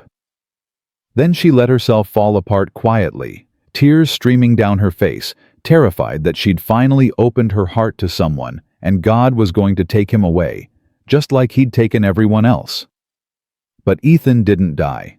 He just hurt. A lot. Clara took over everything: the trapline, the hunting, the wood, splitting the repairs. She taught during the day and worked until midnight every night, then collapsed into the chair beside Ethan's bed and slept in fits and starts. "You're going to kill yourself," Ethan said on the 5th day. "Quiet. You're supposed to be resting." "Clara." I said quiet. She looked at him with exhausted eyes. "You held me together when I was broken. Now it's my turn." Ethan's expression softened. "Come here." "I need to." "Come here." Clara sat on the edge of the bed. Ethan reached up and pulled her down gently until her head rested on his chest, his good arm wrapped around her. "You don't have to do everything alone," he murmured. "Neither do you." They stayed like that until Clara finally fell asleep for real, her breathing evening out against his heartbeat. When she woke hours later, Ethan was watching her with an expression that made her breath catch. "What?" she whispered. "I love you," he said simply. "I know we said we'd wait. I know we said this was just an arrangement. But I love you, and I almost died without telling you. So I'm telling you now." Clara's eyes filled with tears. "I love you too. I didn't want to. I tried not to. But I do." "So what now?" Clara thought about the auction block, the feed sack, the fear and shame and years of running. Then she thought about teaching, about 8 children who called her Mrs. Cole, About Ruth and Margaret and a line of armed women standing in firelight. About a man who'd bought her for $1 and given her back everything the world had stolen. "Now we live," she said. "We heal, we hold each other, and we stop waiting for some day." She kissed him, then soft, careful, mindful of his broken ribs. When she pulled back, Ethan was smiling. "Worth the broken leg," he said. Clara laughed through her tears. "You're an idiot." "Your idiot." "Yeah, mine." And for the first time in her entire life, Clara Wright Cole wasn't afraid of what came next. She was ready for it. Ethan's leg took 6 weeks to heal enough for him to walk without wincing.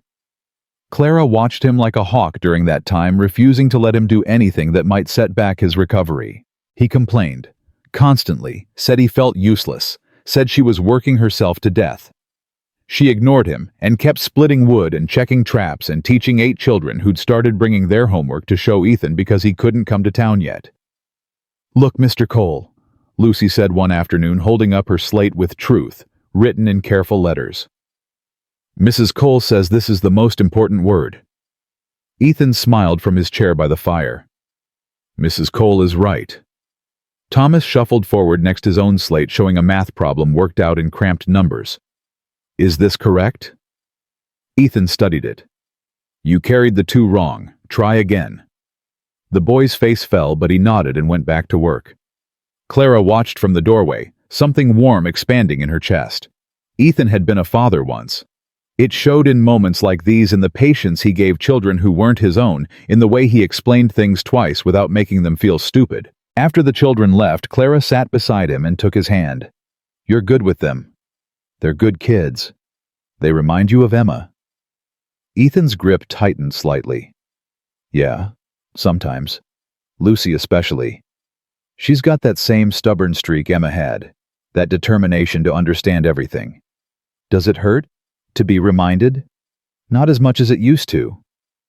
He looked at her. "You know what Emma would say if she could see us now?" "What?" "She'd say I found someone worth staying alive for." His voice went soft. "And she'd be right." Clara leaned her head against his shoulder. "I'm scared, Ethan." "Of what?" "That this is too good. That something's going to come along and ruin it. Because everything good in my life has always been taken away." "Then we'll fight for it," Ethan said simply. "Together this time." Clara nodded, but the fear didn't leave. It never really did. It just learned to share space with hope.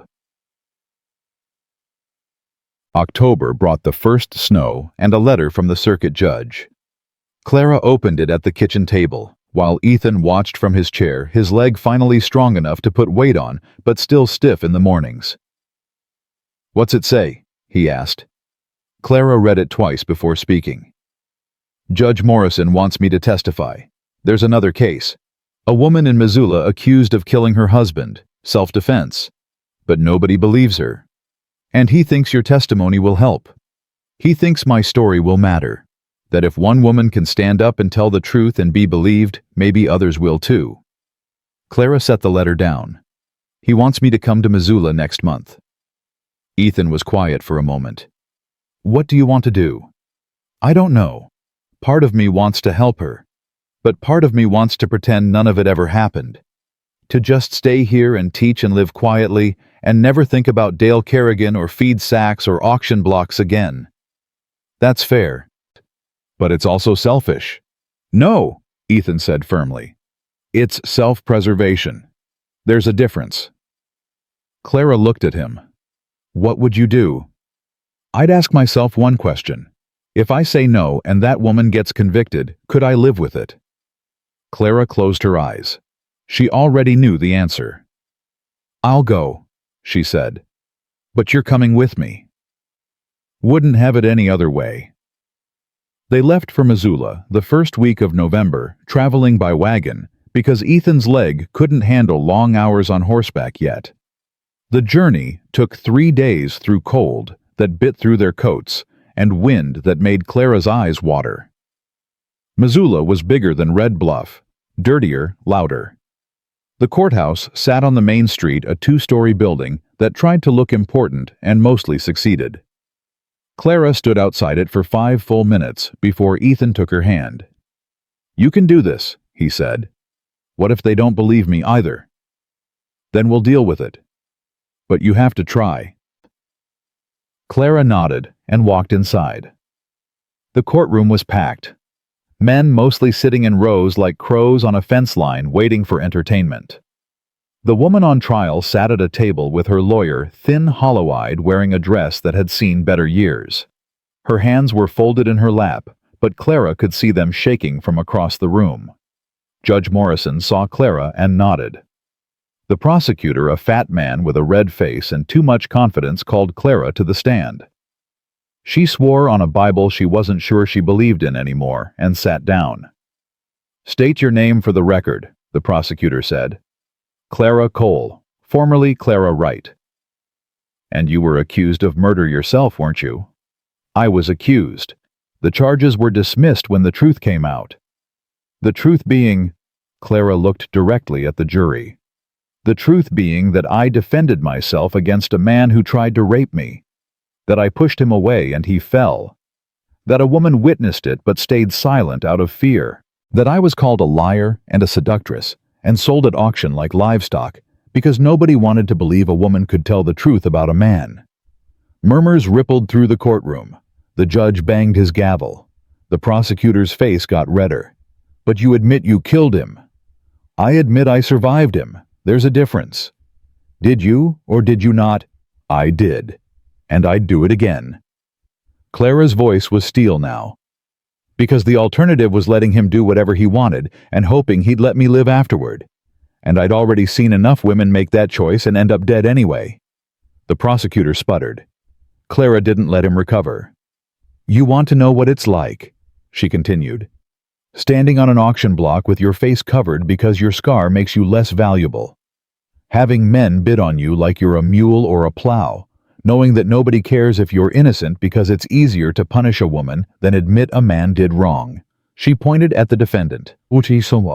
"That woman right there, I don't know if she's innocent or guilty. But I know what it feels like to tell the truth and have nobody listen. And I know that every woman in this room has weighed the cost of defending herself and decided silence was safer." She stood up even though nobody had dismissed her. "So here's the truth you don't want to hear. If you convict her without hearing her story, really hearing it, not just waiting for her to confirm what you already decided, then you're not serving justice. You're just protecting men's right to hurt women without consequences." The judge banged his gavel again. "Mrs. Cole, you're out of order." "I know, but someone needed to say it." She stepped down and walked back to where Ethan was sitting. He took her hand and squeezed it hard. The prosecutor called the defendant next. Her name was Sarah Hollis. She testified in a voice that barely carried past the first row. Said her husband had beaten her for years. Said he'd come at her with a knife. Said she'd grabbed the fireplace poker in defense and hit him once, maybe twice, couldn't remember clearly, because her vision had been blurred from the last time he'd hit her. The prosecutor tore into her testimony like a dog with a bone. Said she could have left. Said she must have provoked him. Said women who stayed with violent men were either liars or asking for it. Clara's hands clenched so hard her nails drew blood. When the defense lawyer asked if anyone could corroborate Sarah's testimony, the courtroom went silent. Then a door at the back opened.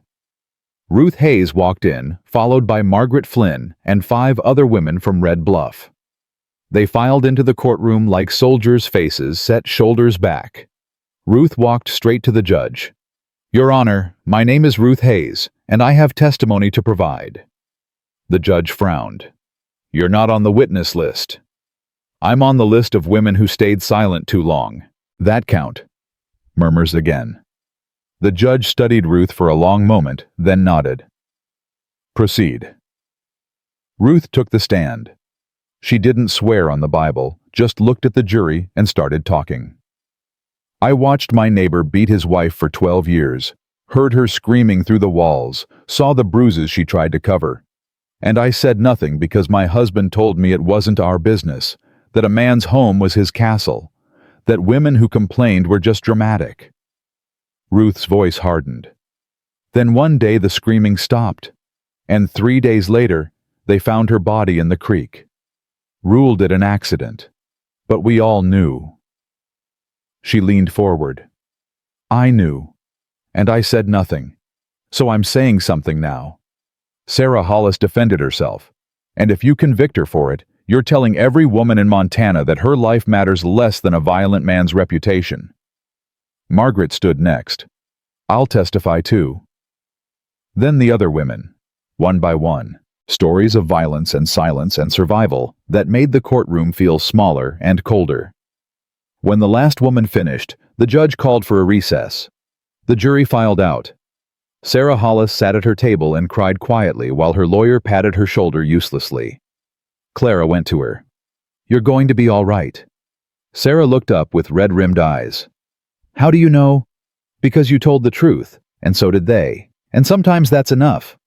And when it's not, Clara crouched down to meet her eyes. Then we keep telling it until it is. The jury deliberated for 2 hours. When they came back, the foreman stood and read the verdict.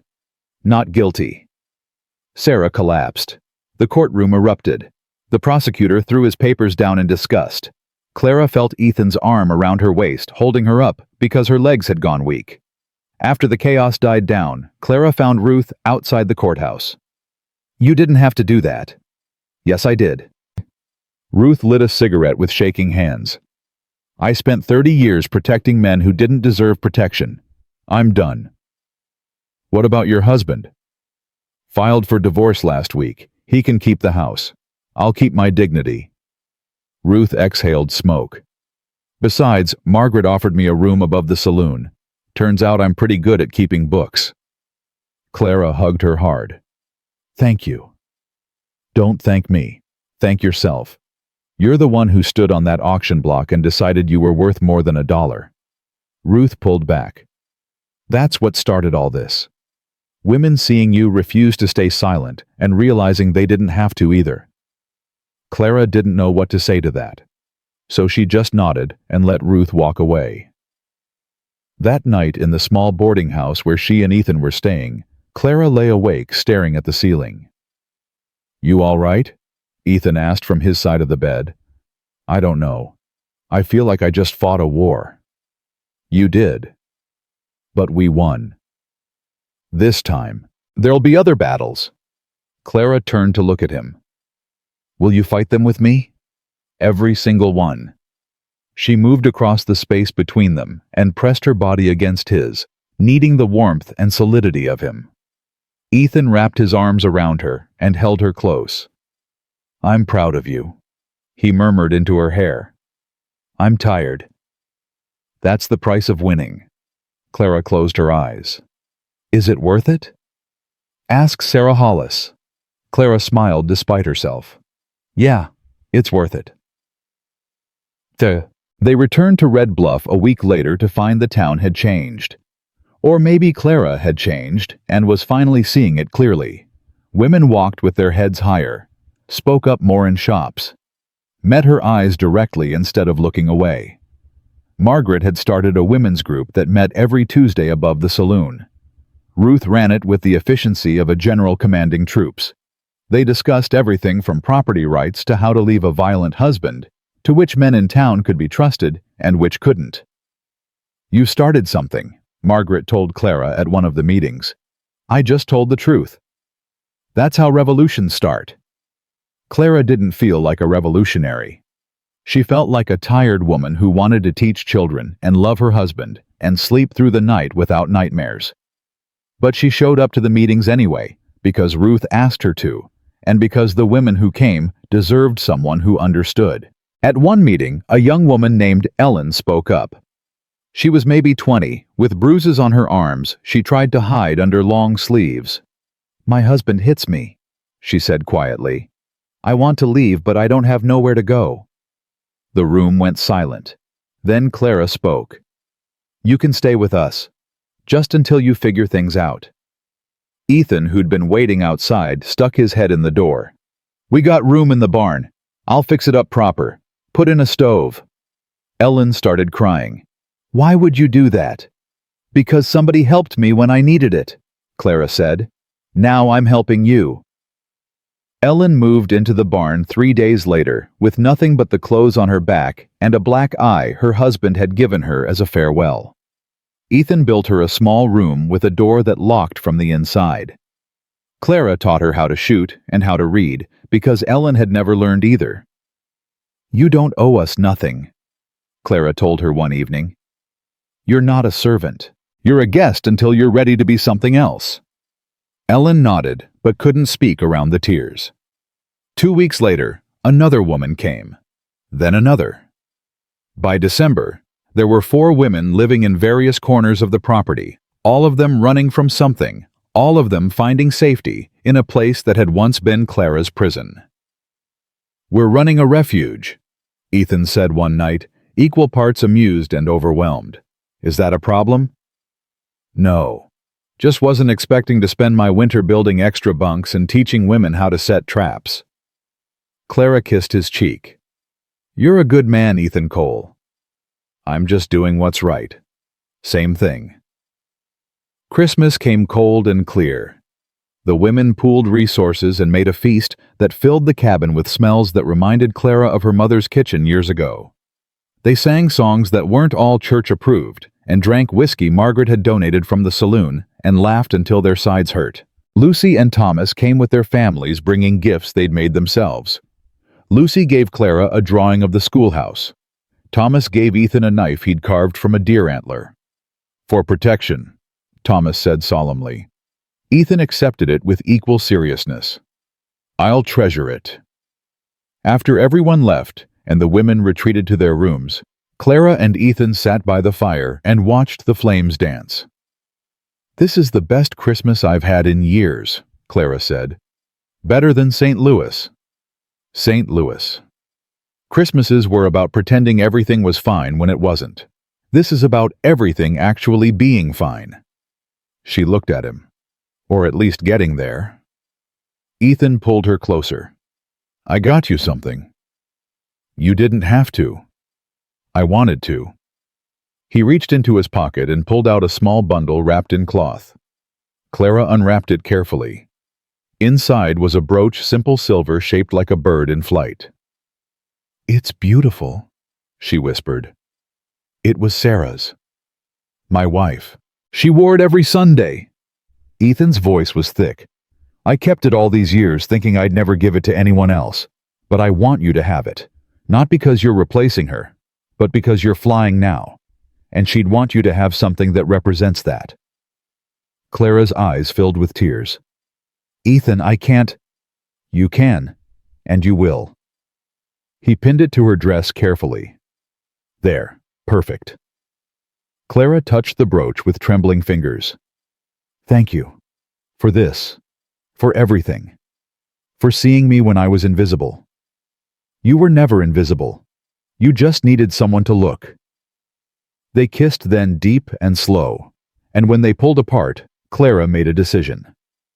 I want to move out of the barn, she said. Ethan went still. What? Not leave. Just stop sleeping separately. Stop pretending this marriage is just a legal arrangement. She took his hands. I want to be your wife. Really your wife. In every way. Are you sure? I'm sure. I'm ready. I've been ready for weeks, but I was scared to say it. Her voice dropped. I love you, Ethan, and I don't want to waste any more time being afraid of that. Ethan's eyes were bright. I love you too. So much it scares me sometimes. Then let's be scared together. That night, Clara moved her few possessions from the cabin to the barn room Ethan had claimed months ago. It wasn't much a bed, a trunk, a small stove, but it was theirs. They lay together in the darkness, bodies pressed close, hearts beating in sync. No regrets, Ethan asked. None. You? Not a single one. Clara fell asleep in his arms, feeling safer than she'd ever felt in her life. And when the nightmares came, because they always came, Ethan was there to hold her until they passed. January brought news that changed everything. A rider came from Helena with a letter for Clara. She opened it with shaking hands. "What is it?" Ethan asked. Clara read it twice before answering. "The territorial legislature. They want me to speak. About women's property rights. About protections for women fleeing violent marriages." She looked up. "They're writing new laws, and they want survivors to help shape them." That's incredible. It's terrifying. Speaking in a courtroom is one thing. Speaking to politicians is another. "You'll do fine." "What if I mess it up? What if I say the wrong thing and make it worse for everyone?" Ethan took the letter and read it himself. "Says here you don't have to go alone. Says you can bring supporters, witnesses." Clara's mind raced. Ruth would come. And Margaret. Maybe some of the women staying here. "I'll come too. You hate politics. I hate seeing you scared more." He handed the letter back. "Besides, someone needs to drive the wagon." Clara laughed despite herself. "Is that the only reason?" "That and I love you and want to support you and believe in what you're doing." "Better reasons." They left for Helena in February with a wagon full of women who'd survived things they shouldn't have had to survive. Ruth and Margaret rode up front with Ethan. Clara sat in the back with Ellen and 3 others going over her testimony until the words blurred together. Helena was bigger than Missoula, colder, more imposing. The Capitol building loomed over the city like a judgment. Clara stood outside it, feeling small and insignificant and completely out of her depth. "You ready?" Ruth asked. "No." "Good. Neither were we when we testified in Missoula, but we did it anyway." They walked inside together. The legislative chamber was packed with men in suits who looked at the women like they were exotic animals in a zoo. Clara took her place at the speaker's podium and looked out at rows of faces that ranged from curious to hostile to bored. She cleared her throat and began. "My name is Clara Cole. A year ago, I was sold at auction for $1. Before that, I defended myself against a man who tried to rape me. Before that, I was a teacher who believed the law protected the innocent. I was wrong about that last part." Some of the men shifted uncomfortably. Clara didn't care. "I'm here to tell you what it's like to live in a world where a woman's word means nothing, where defending yourself is a crime, where marriage can be a death sentence and leaving is illegal, where your children belong to your husband even if he beats you in front of them, where you have no right to property, no right to your own wages, no right to say no in your own bedroom." She gripped the podium. "I'm here to tell you that's not justice. That's not law. That's just men protecting their right to own women like livestock. And I'm here to ask you to change it." For the next 20 minutes, Clara laid out everything. The laws that needed changing. The protections women needed. The consequences of inaction. When she finished, the chamber was silent. Then one legislator stood. He was old, gray-haired, stern-faced. "Young lady, what you're describing would fundamentally alter the institution of marriage." "Good," Clara said. "It needs altering. But the Bible says—" "The Bible also says to love your neighbor and not kill, but men seem real selective about which parts they follow." Clara's voice hardened. "If your version of marriage requires women to stay silent while they're being hurt, then maybe it's not an institution worth preserving." The old legislator sat down, face red. Another stood, younger, cleaner-shaven. "Mrs. Cole, you make valid points, but implementation would be difficult. So is surviving a violent husband, but women do that every day without complaining about difficulty." Ruth stood from this gallery. "May I speak?" The chairman nodded, looking relieved for the interruption. Ruth walked to the front. "I'm Ruth Hayes, former wife of Marshal William Hayes. I stayed with him for 30 years while he took bribes, beat me when he drank, and told me I was worthless." She looked at the legislators. "You want to know why I stayed? Because leaving meant losing everything. My home, my reputation, any chance at survival. The law gave me no options, so I endured. Until I met Clara and realized enduring wasn't the same as living." Margaret stood next, then Ellen, then the other women one by one telling stories that made grown men look away. When they finished, the chairman called for recess. The legislators filed out murmuring among themselves. Clara stood in the empty chamber feeling hollowed out and simultaneously full of fire. Ethan came down from the gallery and wrapped her in his arms. "You were magnificent." "I was angry." "Same thing sometimes." Clara pressed her face into his chest. "What if it doesn't change anything?"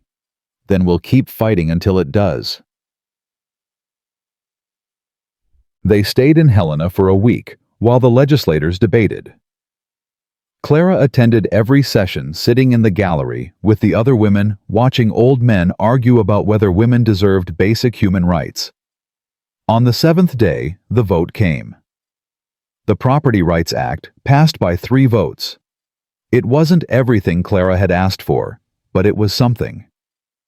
Women could now own property in their own names, could leave abusive marriages without forfeiting everything, could testify in court without a male guardian's permission. Small victories, but victories nonetheless.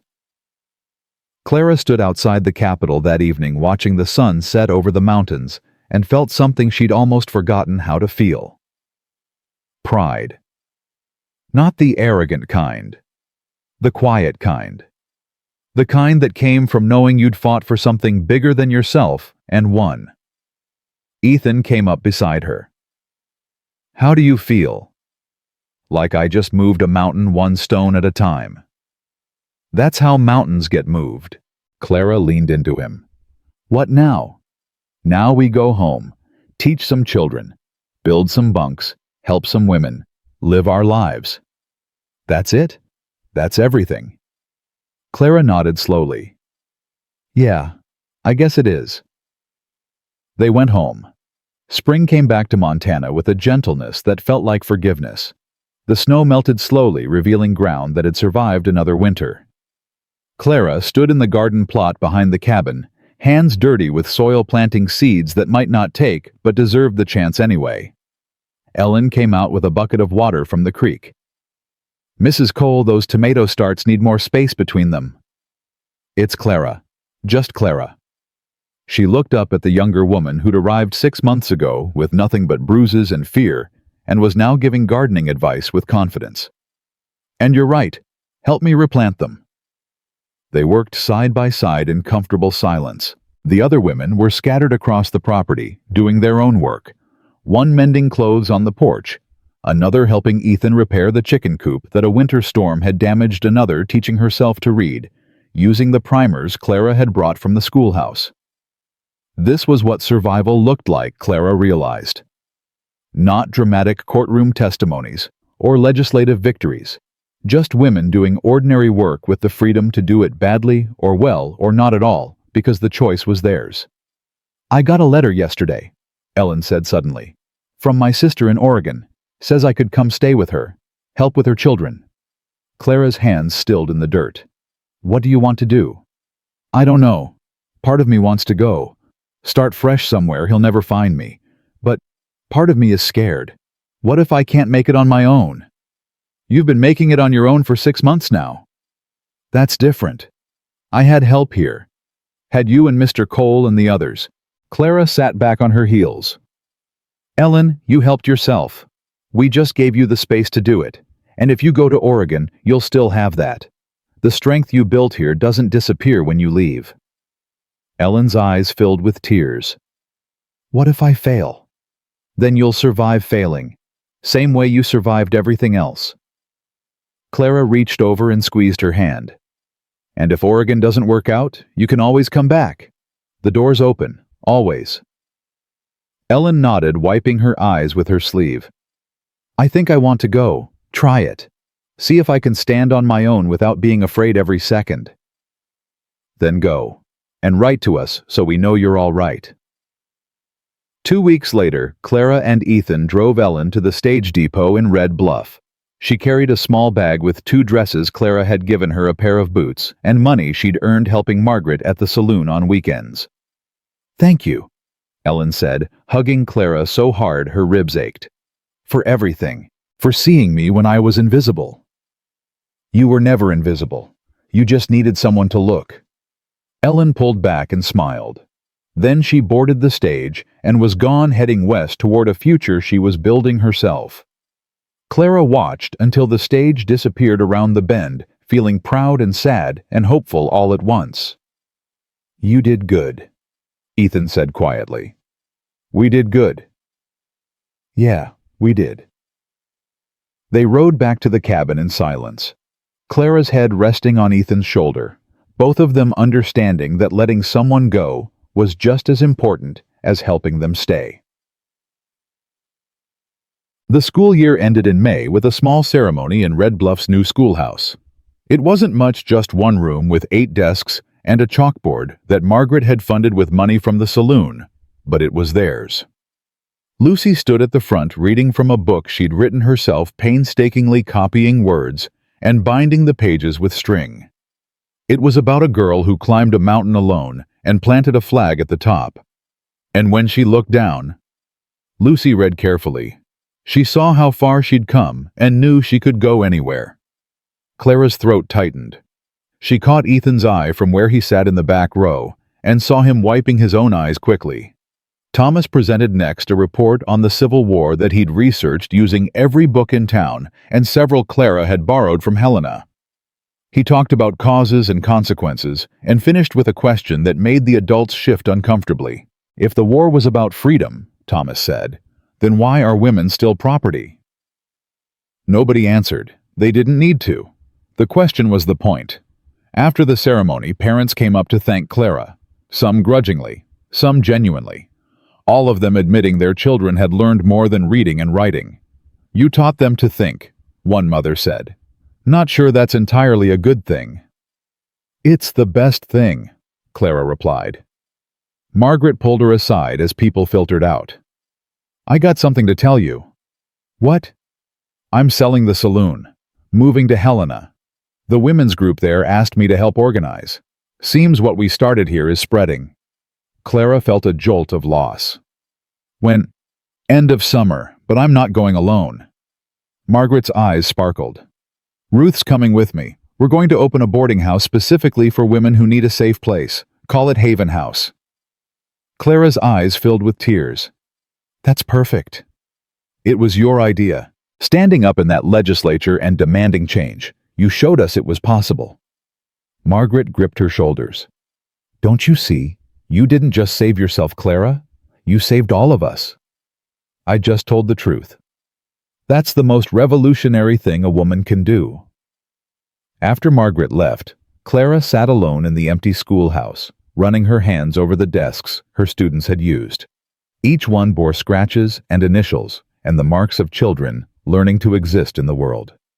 She thought about the auction block, the feed sack, the dollar that bought her freedom in the most backwards way possible.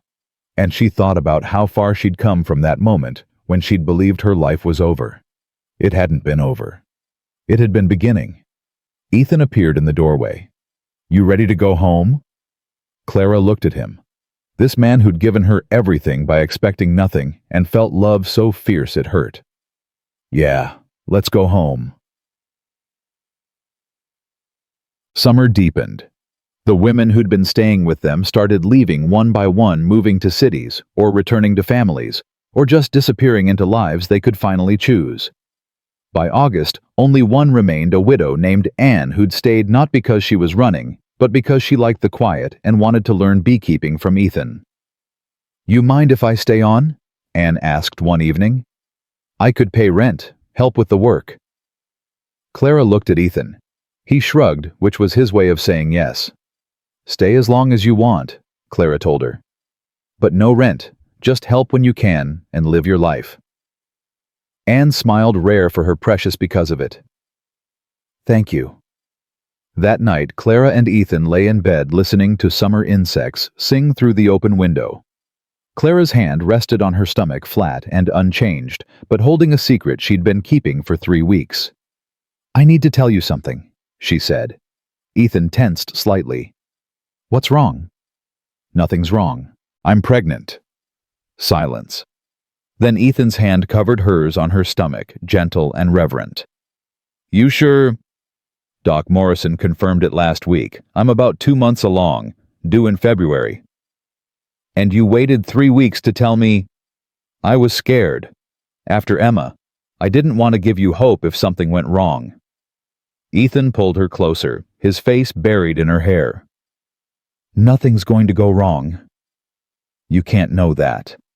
"No, but I can choose to believe it anyway." He kissed her temple. "We're having a baby." "We're having a baby," Clara repeated, and saying it out loud made it real in a way that terrified and thrilled her equally. "Boy or girl?" Ethan asked. "Don't care, as long as they're healthy." "And stubborn like their mother." "And patient like their father." They lay there imagining the future, both of them knowing it was dangerous to hope too hard but unable to stop themselves. Over the next months, Clara's body changed in ways that fascinated and frustrated her.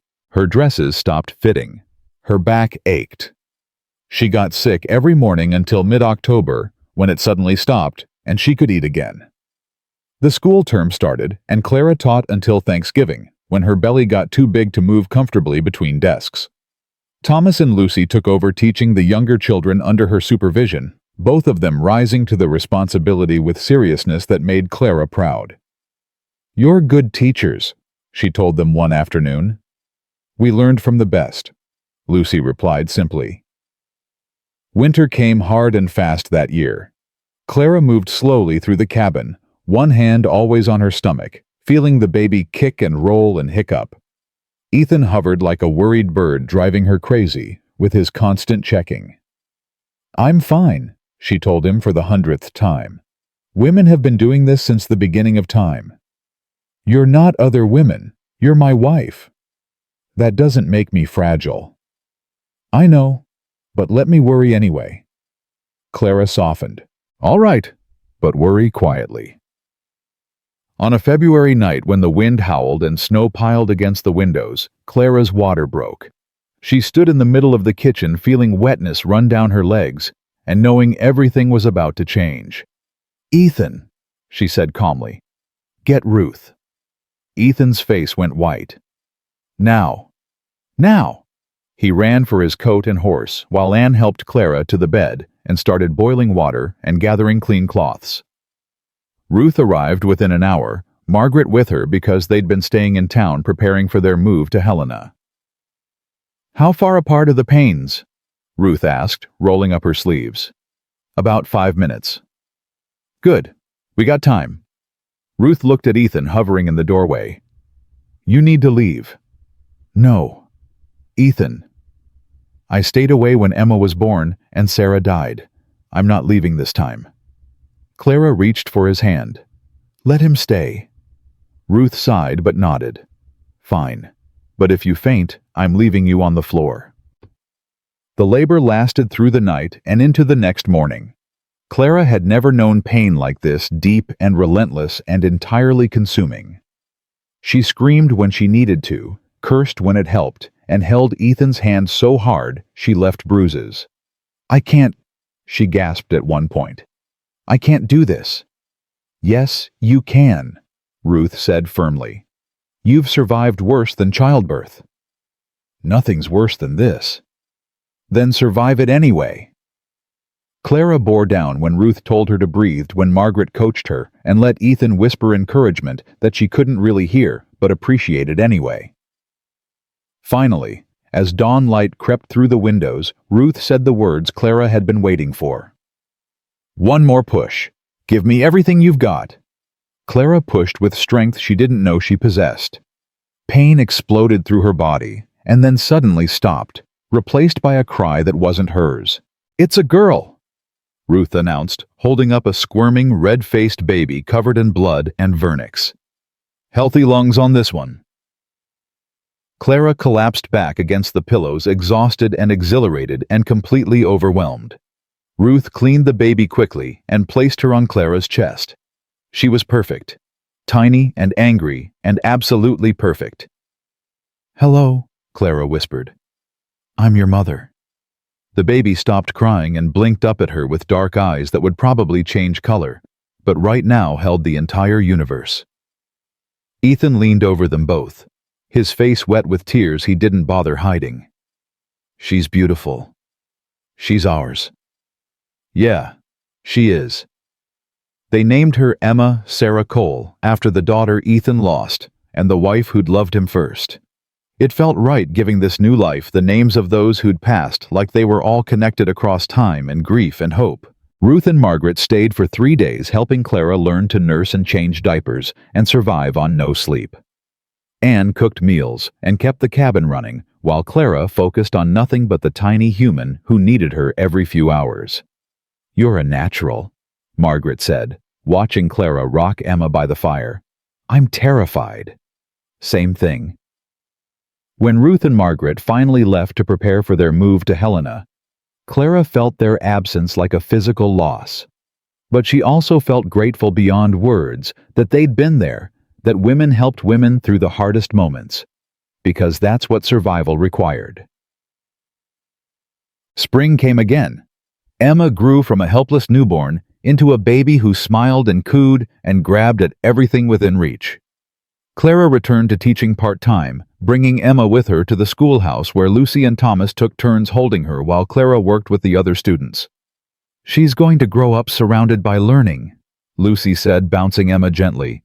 "She's lucky." "We're all lucky," Clara replied. One afternoon in late April, a writer came from Helena with a letter addressed to Clara. She opened it while nursing Emma, expecting news about the women's group or maybe a request for testimony.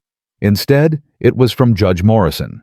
"Mrs. Cole," it read, "I am writing to inform you that the Property Rights Act you helped pass has been challenged in federal court. The case will be heard in Washington, D.C. this summer. The attorneys representing women's interests have requested you serve as a witness. I know this is asking much, but your voice matters. Please consider it." Clara read it twice, then set it aside and looked at Emma, nursing contentedly. "What is it?" Ethan asked from the doorway. "They want me in Washington to testify about the Property Rights Act." "When?" "July." Ethan came and sat beside them. "What do you want to do?" Clara watched Emma's tiny fingers curl and uncurl against her breast. "I want to stay here, teach my students, raise our daughter, live quietly." But if I don't go, if I don't fight for those laws, then what was the point of everything? The testimony in Missoula, the speech in Helena, the women who stood up because I stood up first. She looked at Ethan. "I can't ask them to be brave if I'm not willing to be brave too." "Then we'll go." "Ethan, it's across the country. Emma's only 3 months old." "Then we'll bring her, and Anne to help, and whoever else wants to come." His voice was firm. "You said yourself you survived everything you survived to get here. This is just the next part of getting here." Clara felt tears building. "I love you." "I love you too. Now finish feeding our daughter so we can start planning." They left for Washington in June with Emma, Ann, Ruth, and Margaret. The journey took 2 weeks by train, with stops in cities that made Red Bluff look like a speck of dust. Emma cried sometimes, but mostly slept lulled by the rhythm of the rails. Washington, D.C. was overwhelming, huge, loud, crowded with people and horses and buildings that scraped the sky. Clara felt small, walking through streets where history had been made by men who'd never considered women worth including. The Supreme Court was even more intimidating than the Montana legislature. Clara stood outside it the morning of her testimony holding Emma and wondering what she'd been thinking agreeing to this. "You ready?" Ruth asked. "No." "Good. Let's go anyway." Clara handed Emma to Anne and walked inside with Ruth and Margaret flanking her like bodyguards. The courtroom was packed with spectators, reporters, and lawyers in expensive suits who looked at Clara like she was an unwelcome interruption. She took the stand and swore to tell the truth. Then she looked at the 9 justices, all men, all old, all skeptical, and began. "My name is Clara Cole. I'm a teacher, a mother, and a survivor, and I'm here to tell you why women need the same rights men take for granted." For the next hour, Clara laid out her story and the stories of dozens of other women. She talked about property and violence and survival and choice. She talked about Ellen and Sarah Hollis and Ruth and every woman who'd ever stayed silent because speaking up meant losing everything. The justices asked questions that ranged from genuine curiosity to thinly veiled hostility. Clara answered them all with a calm. She didn't feel her hands steady on the witness stand, even as her heart hammered. When she finished, the Chief Justice, an ancient man with white whiskers and tired eyes, spoke. "Mrs. Cole, your testimony is compelling, but the law must consider precedent, tradition, the structure of society. These changes you advocate would fundamentally alter how families function." Clara met his eyes. "Your Honor, families are already broken. Laws that protect violent men and punish their victims don't preserve families. They destroy them. What I'm advocating isn't radical change, it's basic human decency." The justice leaned back. "You believe women are capable of the same legal rights as men?" "I believe women have survived without those rights for so long that we've forgotten what's possible. But yes, we're capable. We've always been capable. We've just been prevented." Silence filled the courtroom. Then Clara added quietly, "And with all due respect, Your Honor, you're asking the wrong question. The question isn't whether women are capable. It's whether men are brave enough to stop being afraid of our capability." The Chief Justice's eyebrows rose. Then, surprisingly, he smiled.